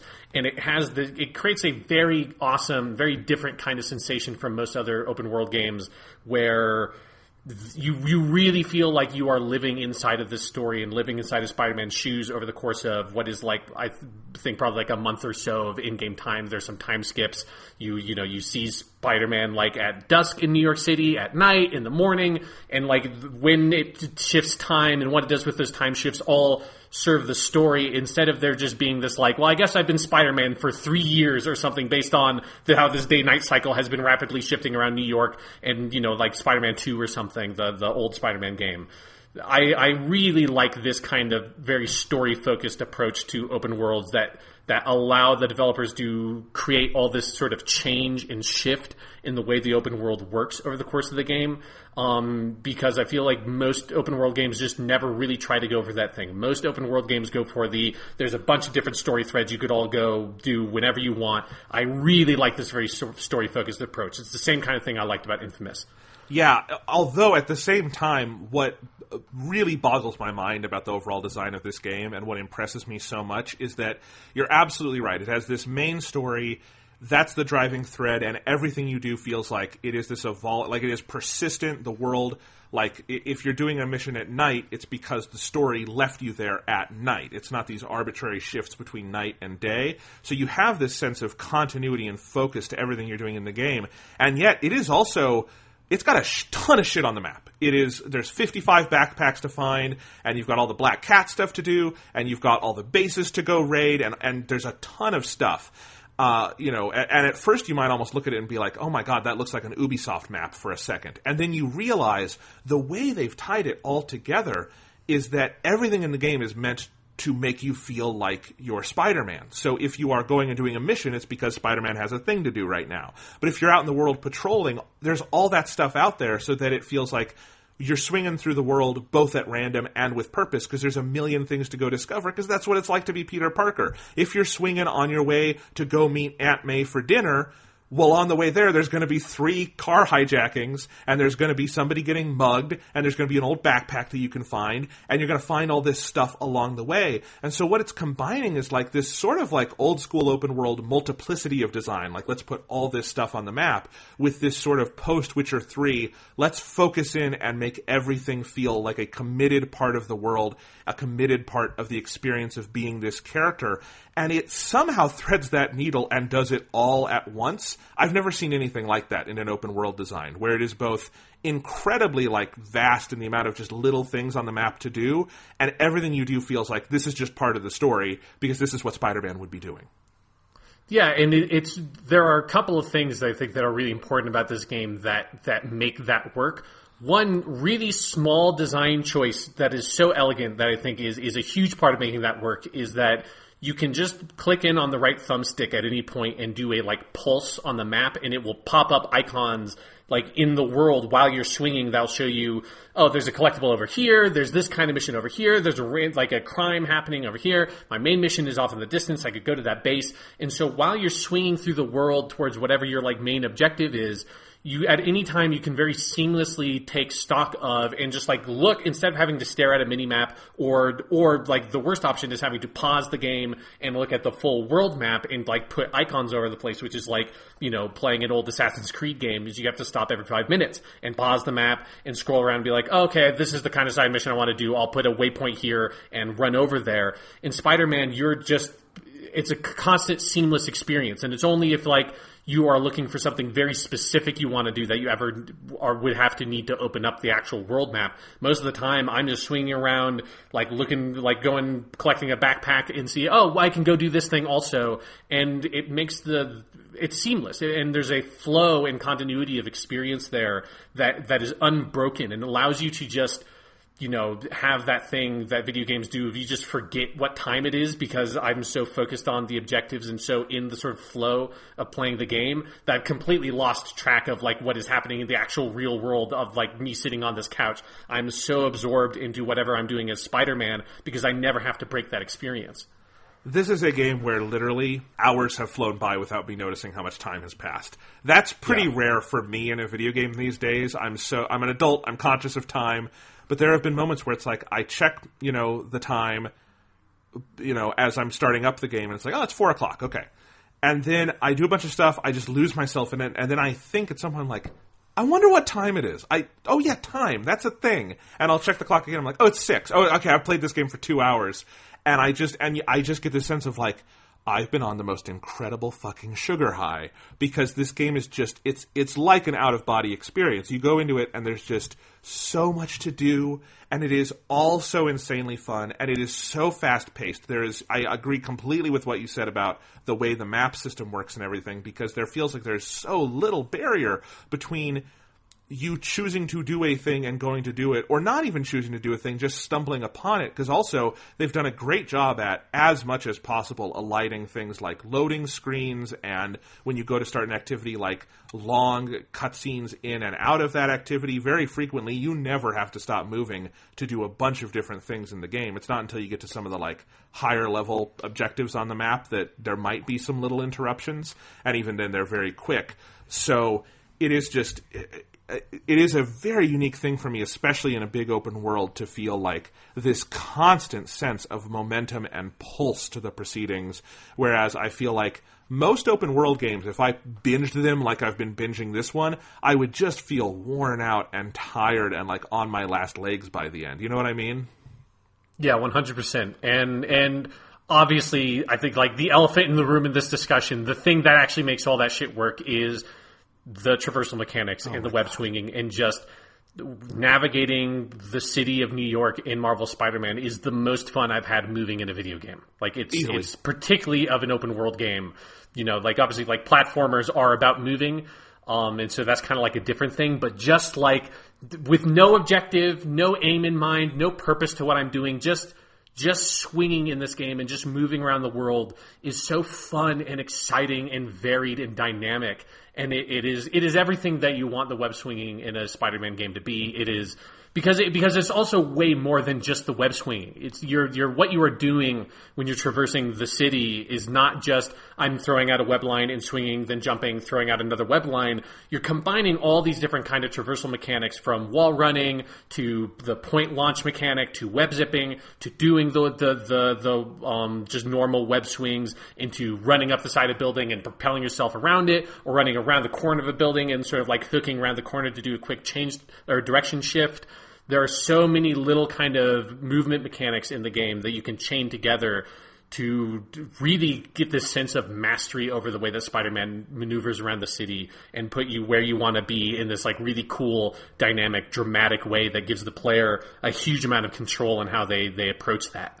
There's a point, like, after an hour or two of playing this game and getting to know the traversal mechanics, where I stop thinking I'm using a controller. It doesn't even feel like there's a controller in my hands. It feels like I am just thinking what to do with Spider-Man in the world, and I'm doing it.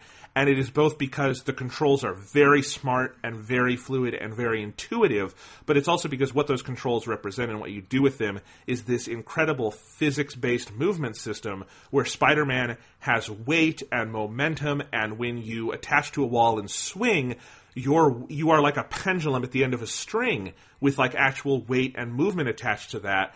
And so you feel like such a physical presence in this world, and a physical presence shooting your webs out. I completely agree. It's the best traversal mechanic I've ever seen. It feels like a Nintendo level of like platforming control polish put into a Western open world comic book game. And it's obviously no coincidence that Insomniac are the people who finally cracked the code on this, because they've made platformers in the past, you know? Like, that's who you want doing this game, is someone who has cut their teeth on things like Ratchet and Clank, which is their big claim to fame before this, because it has that kind of, like, platforming polish to it. I was looking at the trophy list the other day, and I saw there's a trophy for Spider-Man to ride the subway 4 times. And I'm like, how can you ride the subway in Spider-Man? What the hell? And I spent like 2 hours in the game. Like, I kept coming back to it in my head. I'm like, I wonder what that refers to. And I even did this whole thing where I went like down near the ground and just swung around down near the ground. I'm like, where's the subway entrance? I wonder what I do to get on the subway. And then I finally realized, oh, there's a fast travel mechanic in this game. And that's what the subway is. You just have to fast travel 4 times and you get the trophy. And I'm like, why would you ever put a fast travel system in this game? Why would you ever make a trophy around it? Because the last thing I would ever want to do in Spider-Man on PS4 is fast travel, because that takes away the best part of the fucking game. Yeah, like, because I feel like the point of the fast travel system is to make a point, to be like, it exists so that you can use it, and the fact that you could use it means it's like your choice not to use it is so intentional, it makes you really appreciate the traversal system of the game. That's like fucking fast travel, because I don't think there's a single person who's playing this game that's like, well, thank God there's a fast travel system in this game. Everybody's like, why would I ever fast travel other than, you know, the little graphics in the loading screen of Spider-Man hanging out on the subway are very funny. Yes. And so I appreciate that, and like I find the idea of the trophy very amusing, and I look forward to eventually remembering to do that and just fast traveling a bunch and seeing like the goofy graphics that they put into the loading screen. But other than that, it's all about just being like, fuck fast travel, man. I just want to swing. I just want to swing. It's so good. And in addition to the swinging, because I think this is so closely tied, I expected the traversal to be good. I don't know if I expected to be as good as it is, because until you play it, you could never expect something that fun. The combat in this game is sublime. It is easily the biggest surprise about this game to me, because no one has ever come close to nailing Spider-Man combat. Like, that's almost always the biggest fall down of Spider-Man games in the past. I mean, you've played more of them than I have. Would you say that's the case? Oh, absolutely. There's no Spider-Man game that has good combat. There are, like, Web of Shadows has the best combat out of any of them, and it's like, it's okay for about, like, 5 hours in what is, like, a 20-hour long open world game. It's like, that was the best they ever got. Like, Spider-Man 2, which is the sort of, the Spider-Man game that people hold up because it had, that was the one that cracked the swinging for the first time, and the swinging in that game is really good, especially very impressive for its time, but the combat in that game is fucking garbage. Like, it is just mid-2000s licensed tier, like, B-tier game, the action, like, third-person character action combat, it's so basic and just sort of dull that, yes, every other Spider-Man game has fallen down hard on the combat, and the best ones are the ones that basically, like, don't even involve much combat at all, like the old, like, Neversoft 2000 Spider-Man game. That's like, there is combat in that game, but that game is not about the combat. It's much more of like sort of an action platformer. But yes, I am with you 100%. The thing that is most surprising and most impressive about Marvel Spider-Man, the Insomniac Spider-Man game, I like that they put Marvel Spider-Man is the technical full title, so you can call it that and people know what the fuck you're talking about, instead of saying, like, the best part about Spider-Man, which you could be talking about 100 different things if you just say that. But the best part about Marvel Spider-Man, in terms of the most surprising element of it, is the combat design is just immaculate. It is not Arkham combat, and I've seen a lot of people, both like before the game's release and very confusingly to me after the game's release, of people, some like reviewers and stuff playing the game, calling it Arkham combat. It's like, this is not Arkham combat.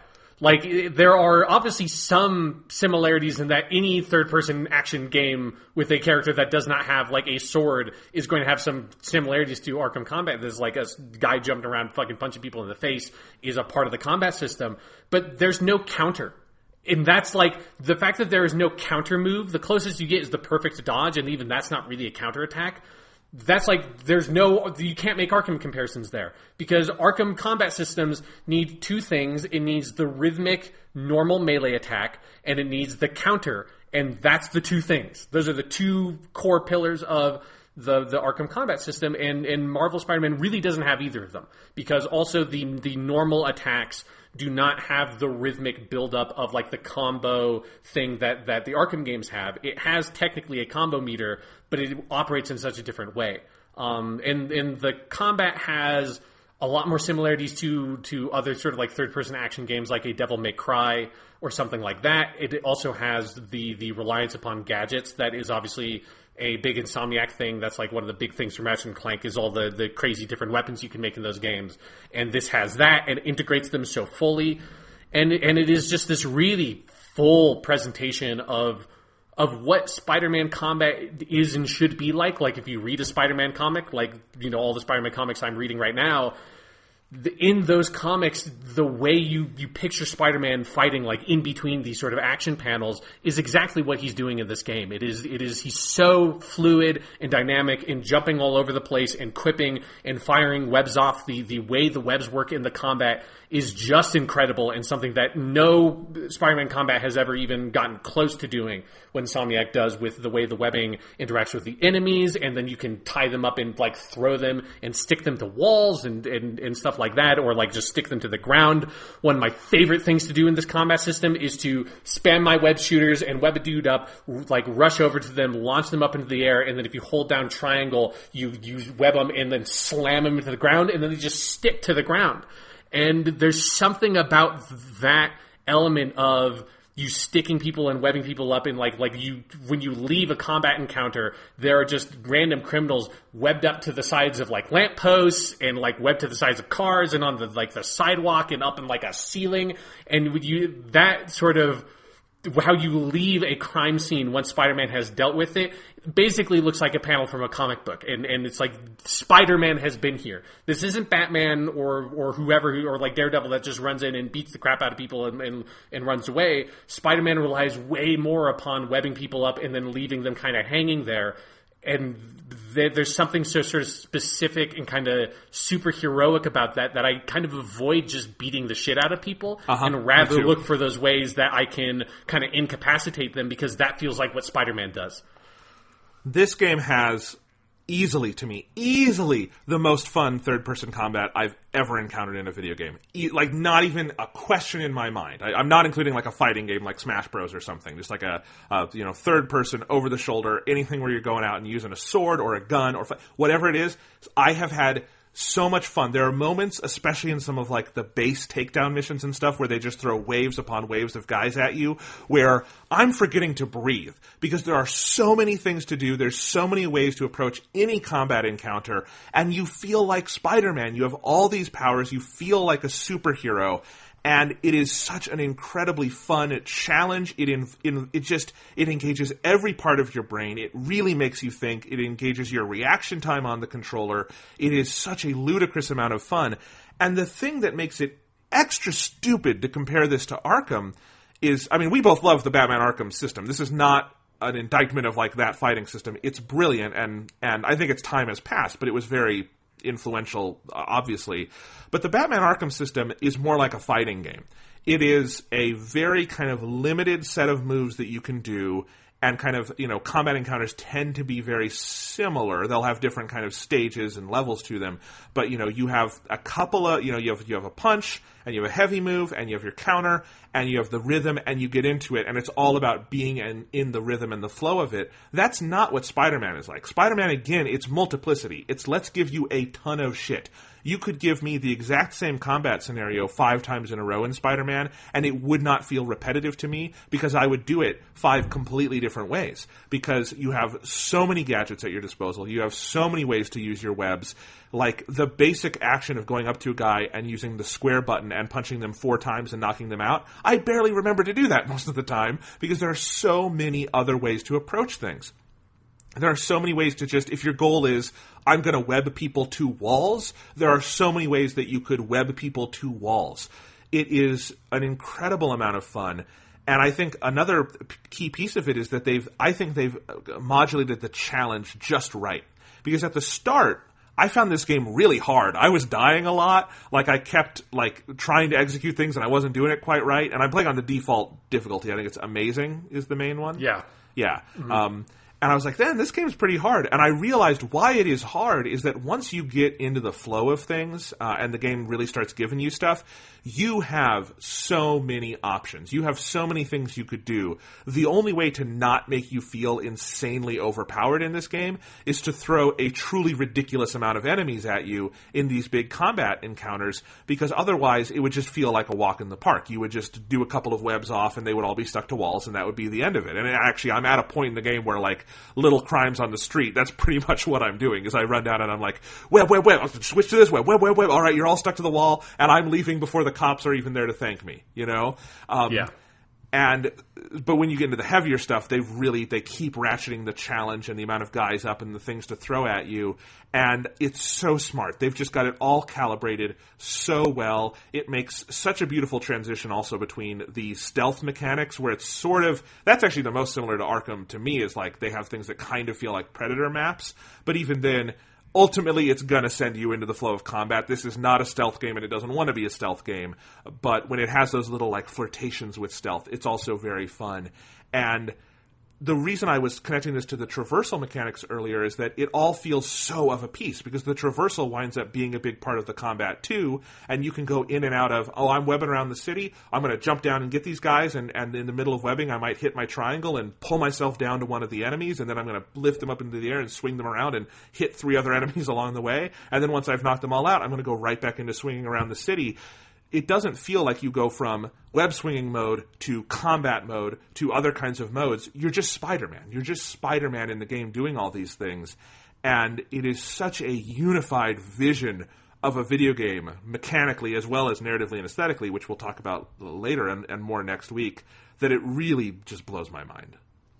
Yeah, it's something I talked about. I think it was around E3 when they released that big, or they did that big live stream right after E3 of the Insomniac devs playing through the demo they showed off on the show floor and kind of talking through the game. And I think I watched that and talked about on the podcast that what it looked like to me, and now that I played the game, I can say for sure 100% they have nailed this, that they have done that no other Spider-Man game has managed to do that is incredibly difficult, is that Spider-Man is like Sonic the Hedgehog or some other characters that are very hard to do in 3D, moves at two very different kinds of speeds. And Spider-Man is swinging down the city at like rapid speeds, and particularly like at the point I'm at with the game and the upgrades I have and the, skill I've developed at web swinging, I can fucking book down that city at this point. And so you can move at those extremely fast speeds, but then also obviously you need to be able to slow down and deal with a combat encounter and just sort of in a more enclosed area. And you can't be like webbing off at like 60 miles an hour because there's no way you can manage a combat at that speed. And so Spider-Man needs to stop and slow down and walk around, and he needs to be able to swing really fast. And no other Spider-Man game has ever reconciled those two things. They either do the like really fast web swinging really well, like Web of Shadows and Spider-Man 2, and the slow stuff is kind of like acceptable at its best, or it's like that Neversoft game in where there is no high speed stuff and it's all enclosed sort of like linear levels, and that action is fine for like a character platformer kind of game, but you don't get like the sense of the like majesty and speed and acceleration of Spider-Man, and Insomniac is the first developer to take this character and meld both of those things together. And as you said, there's something so holistic about the representation of the character. And this is true across like everything in the narrative as well. But just in terms of the game design, like one of the things in the combat that I needed to sort of get used to for it to click for me, because I'm playing on the spectacular difficulty, which is the hardest one you can play at the beginning of the game, and the beginning of the game is fucking hard on that difficulty. Holy shit, that Kingpin section is difficult when you're playing the game for the first time, you don't know how it works. And the thing I needed to figure out is you have to be so mobile during combat. Yes. You have to be jumping and dodging around and leaping out of the way, and sometimes like doing little web zips and stuff, and sort of like you never stand still as Spider-Man. You're never stopped. You're never like locked into one combo. I feel like I'm usually doing like 3 attacks on a guy as like my max, and then once I've done that, I need to be like, I can't be spending this much time on one enemy. I need to hop around and focus on something else. And you're so sort of like manic and all over the place when you get like a handle of how you need to approach those combat encounters, that feels like Spider-Man. And it feels like it's the same Spider-Man that is web zipping like crazy around the city and swinging and like jumping off of a web line and running off the side of the wall and spinning around and diving deep down, and all those kinds of movements he does in the web swinging feels like the same kinds of movements, just sort of scaled down to a local kind of like combat encounter in the combat sections. And so all that design of the character feels, it's so contiguous between these various different, like really well-developed sort of mechanical systems that Insomniac has made. They don't, even while I can, know technically these are very isolated in some ways for like game design reasons, it never feels like they're isolated. They feel like they're completely fluid, and that you're transitioning from combat to swinging, and you're never breaking the sort of sense of character, and never feel like, okay, I'm in combat mode, now I'm in swinging mode, which is one thing I think that a criticism I would have of the Arkham games is that those games very much feel like I'm in traversal mode, now I'm in combat mode, now I'm in stealth mode, now I'm in puzzle mode, now I'm in combat mode, and all those things are very blocked off from one each other most of the time. There's a little bit of flow between stealth and combat, but not very much. In Spider-Man, all that stuff sort of flows together and mixes together and feels seamless. Oh, absolutely. You know what the combat, like, when I'm fully into it, it reminds me of is the Spectacular Spider-Man cartoon series that we both love that aired on Disney. Was it Disney back in the day?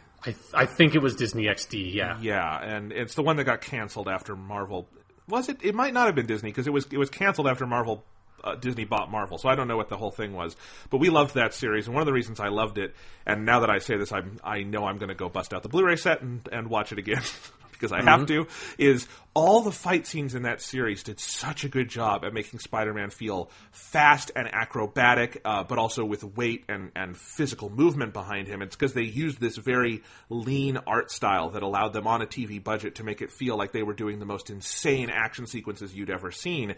And it feels like I'm playing that, like a really good, dedicated representation of what this superhero who his whole defining thing is he's like a spider. He's very acrobatic, and he can leap around, and he has all these, things that are actually pretty hard to represent in a live-action film.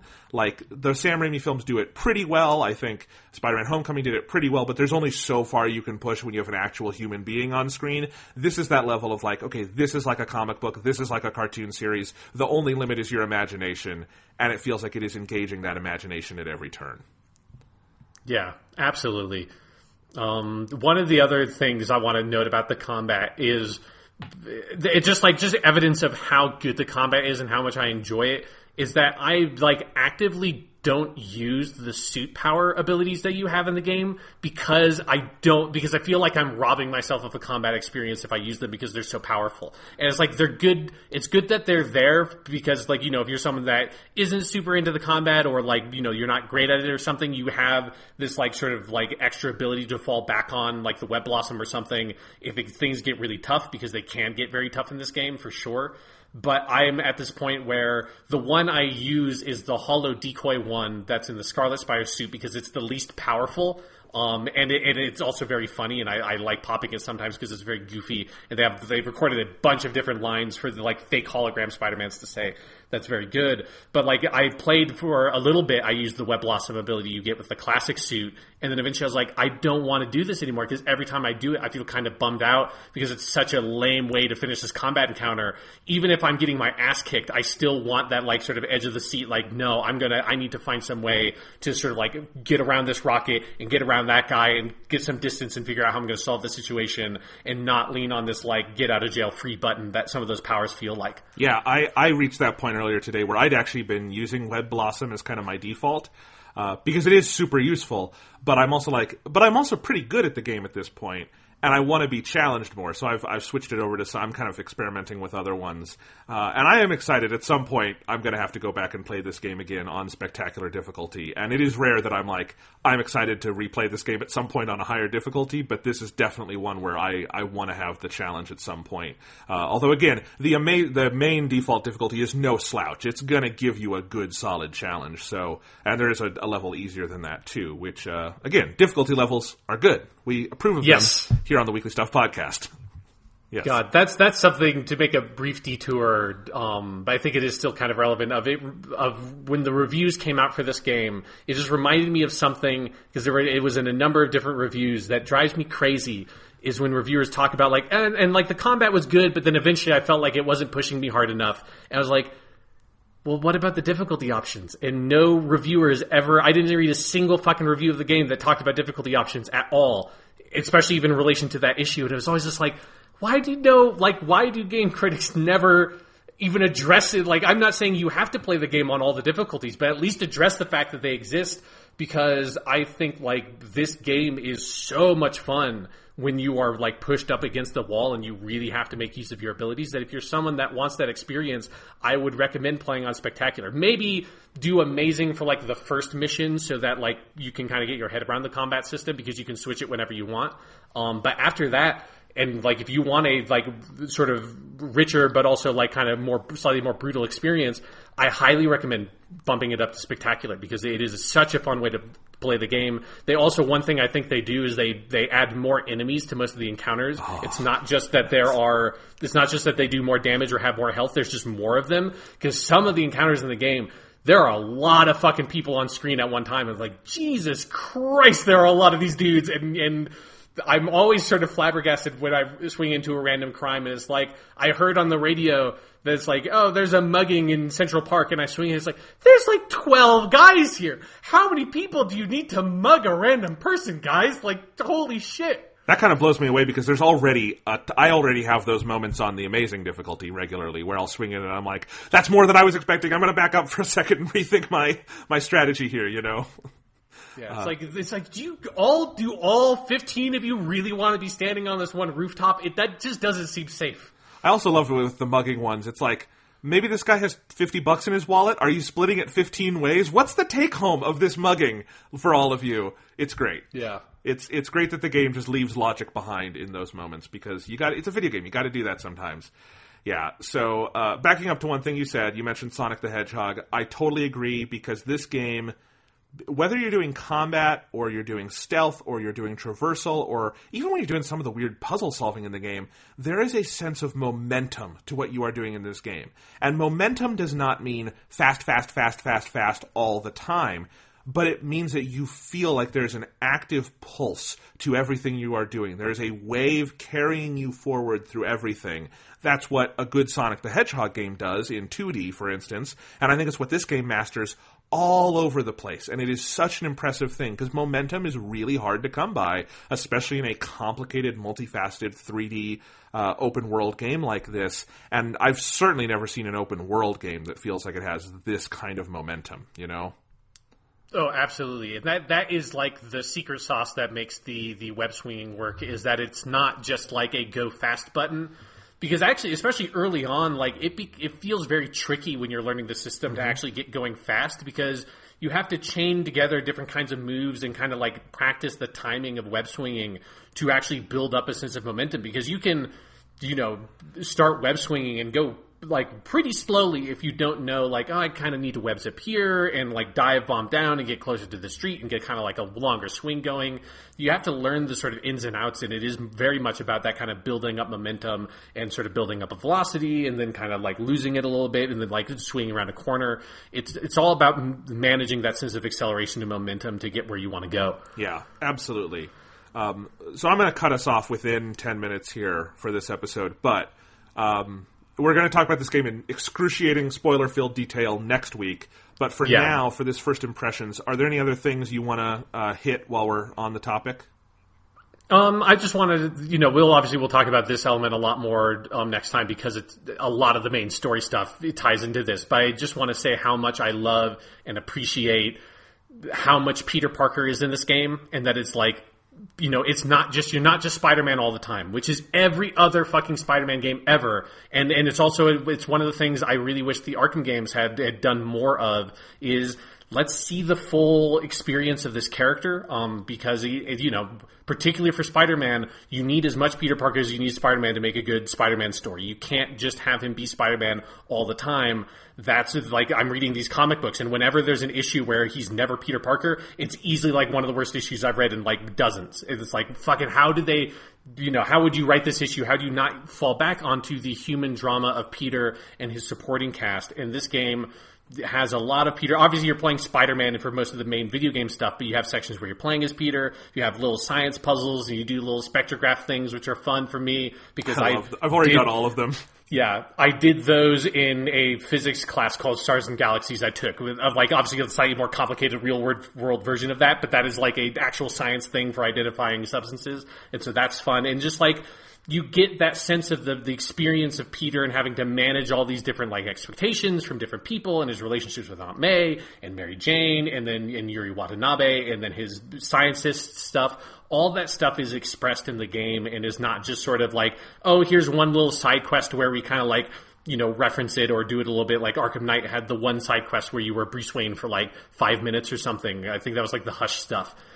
This is like, no, it's a part of the full continuity of this character and this game, this experience, and this story that they want to tell. And it's the kind of thing that no superhero game I've ever played has done. No superhero game has ever actually done that and told that kind of story. They always tell the big, dumb action movie story. And then obviously like the Arkham games, Batman has enough of like the psychological drama and character stuff within his alter ego that it works for those. But Batman is basically the only superhero that works for. And all the other ones, you need to have the human there to have it function even on like a basic dramatic level. And Insomniac is finally the developer to say, fucking, this is how you have to do this stuff, and they have done it. Yeah. It never bothered me in the Batman games because Bruce Wayne is not the character. Batman is the character. Batman is his primary identity. To me, like, this is a fundamental thing about the character. Bruce Wayne is not a person. Bruce Wayne is a mask. It is a facade. He is at his truest self when he's in the cowl, and I think the Batman games actually exploit that very well, and they get away with it. But for most superheroes, you couldn't get away with that, and especially for Spider-Man, you have to have a sense of the duality and of the human being inside that costume, and you get such a sense of it, because it's not just the moments where you go play as Peter or see a cutscene. It's just while he's webbing around the city and he gets a call from Aunt May or a call from Mary Jane or someone else. He's Peter Parker within that suit. He is the person, and the person has a life and an existence that is out there in the world, in the continuity. It is a sense of the self that you get while playing, even if you're webbing around doing crazy stuff. And I think that it's a magic trick, because you don't play a Spider-Man game to play as Peter Parker walking around getting coffee, but you do play a Spider-Man game because Peter Parker is Spider-Man, so you have to get him in there in a sense that feels real. And I think they've done that extraordinarily well. I agree. And we should also we'll talk about all the voice acting because it's great, but Yuri Lowenthal, he is Kevin Conroy as Batman level good as this character. He is amazingly good. And there have been plenty of good Peter Parkers and Spider-Mans, but holy crap, he fits this role like a glove. It is insane. I am constantly kind of blown away by how funny he is, how good the writing for him is. And I've liked Yuri Lowenthal before. This is not like a new actor. He's always great. But I don't think you could ask for a better Peter Parker or Spider-Man. Yeah, he's great. Then an element of that also is their choice to make him the older Peter Parker. That's a bit more sort of like with how Peter Parker is in more modern Marvel comics. And so he has a very different feel than the Spider-Man we get in like non-comic book media all the time, which is always the young, inexperienced high school Spider-Man or maybe into college. And you never get the older Spider-Man that's more experienced, that, you know, has all these different kind of villains and supporting characters. I love that they're pulling in characters from more modern comic stuff, partially because I haven't read most of those comics, so it's interesting and surprising for me as a Spider-Man fan because I haven't seen that stuff yet. So like Mr. Negative and Captain Watanabe are characters I'm vaguely familiar with, like in the ether of Spider-Man, but have never had direct experience with. So I think all those little choices in how you adapt the character are so smart and give this game a really striking sense of its own identity as a piece of Spider-Man media that is very different from what you'll get if you watch any of the movies or any of the cartoon series. Absolutely. And my other favorite detail about Yuri Lowenthal playing this character is that one of the people he talks to most in the game is a character named Yuri Watanabe. And I wonder what that was like in the recording booth. He is constantly saying the name Yuri. His own name is Yuri. And I have to imagine that was just hella confusing for everyone in the booth trying to like coordinate things at certain times. Because it's since it's not an American name, it's not a common name to hear in any sort of American media. And the two Yuris are Yuris from totally different cultures that the name Yuri comes from. And so I love that it's just like there's some weird sort of cross-cultural thing that happened in Marvel Spider-Man. It's an American game with like an Eastern European Yuri and then a Japanese Yuriko that is like abbreviated to Yuri. And it's like, I don't know how all that works, but it is something that is very funny to me. I also want to give a brief shout out to, I think their reimagining of Mary Jane is phenomenal. Laura Bailey is a great Mary Jane. They've kind of turned her into a Lois Lane-esque figure, and I think it works very, very well. Is there a precedent for this in modern comics? No, in terms of the reporter thing, as far as I know. Again, I haven't read like the most recent sort of like the Dan Slott stuff. I haven't seen, so I don't know what they do with the character like post the continuity shift. But what it reminds me of is like, what if Ultimate Spider-Man Mary Jane had grown up? Because especially in some of the backpack collectibles, in the sense of like the relationship they had in high school that you get a sense of, it sounds like they're pulling a lot from Ultimate Spider-Man in that. And while, you know, she's not ever specifically a reporter in that continuity, that's kind of what it feels like they're kind of pulling from, is what if this character grew up and like how would she go out into the world? Because she doesn't feel like she would be a model or an actress or you know, like runs a bar or whatever like other Mary Janes from other continuities have done. So yeah, there's no direct precedence, but it makes sense for me. Absolutely. And yeah, I think it's one of the best presentations of that character and relationship. Like there are like Witcher 3 level good scenes between the two of them in this game where it's like they are sketching such a full human relationship in these moments, and I was not expecting that. I didn't need that going in to enjoy a Spider-Man game, but it's so much better for it. And also, this isn't a spoiler that he's in the game. It was in the E3 demo. Miles Morales. I cried at a scene with him today, and it's not even a sad scene. I love it.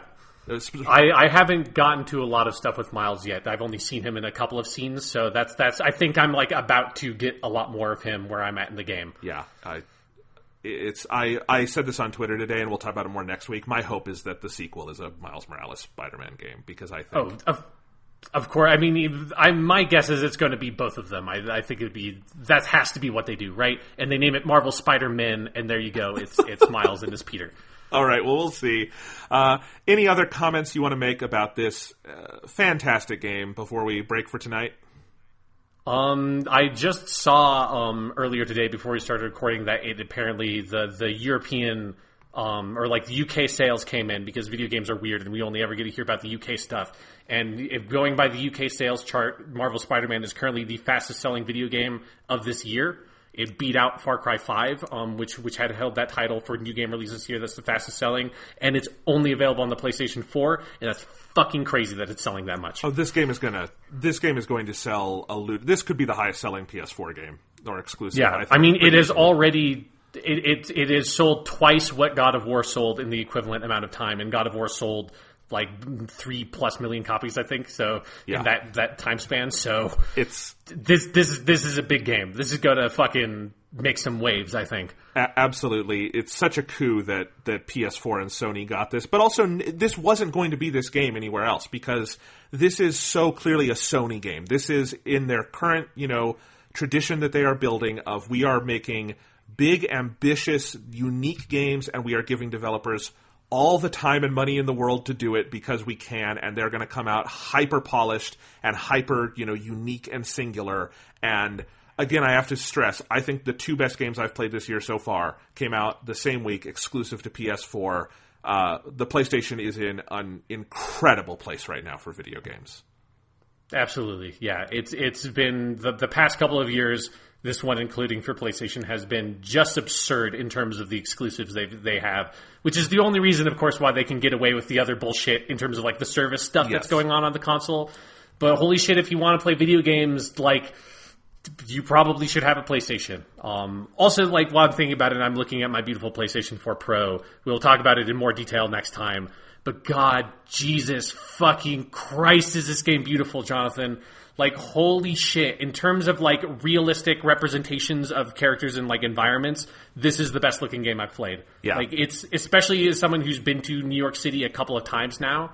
So I have, like, I'm not, like, a resident of New York City, but I have, like, enough of familiarity with the city to, like, I was able to find generally where the hotel I've stayed at in New York was in that, it, like, it looks very different in the game, but, like, I could kind of navigate the city that way. It's just unbelievable the way this game looks, and there are moments where I am like basically my mouth is just agape with how beautiful the lighting and the character models and the texture and the detail that is in every single Spider-Man outfit in this game is just I can't believe that is running like a solid 30 frames per second on the PlayStation because there are no frame rate drops. I have not seen it hitch fucking once. It is so solid and smooth, and it is utterly gorgeous. Yeah, I have been very impressed by the graphics, but not that impressed. Not as impressed as you are, I should say. It is an unquestionably beautiful game. But I am rocking a 1080p TV. You've got your nice new 4K HDR TV. Does that play into it a little bit for you, do you think? Just it uses that... Probably. I mean, this is the only game I've played on my PS4 Pro because it's the only... There is no other game on this system right now because you have to delete it has to basically like reformat the hard drive if you switch the PlayStations it's in. So it is. I have not touched anything else in 4K. I played a little bit of HDR because normal PS4s can do HDR, so I've seen what that like Hitman looks like, and it's very cool.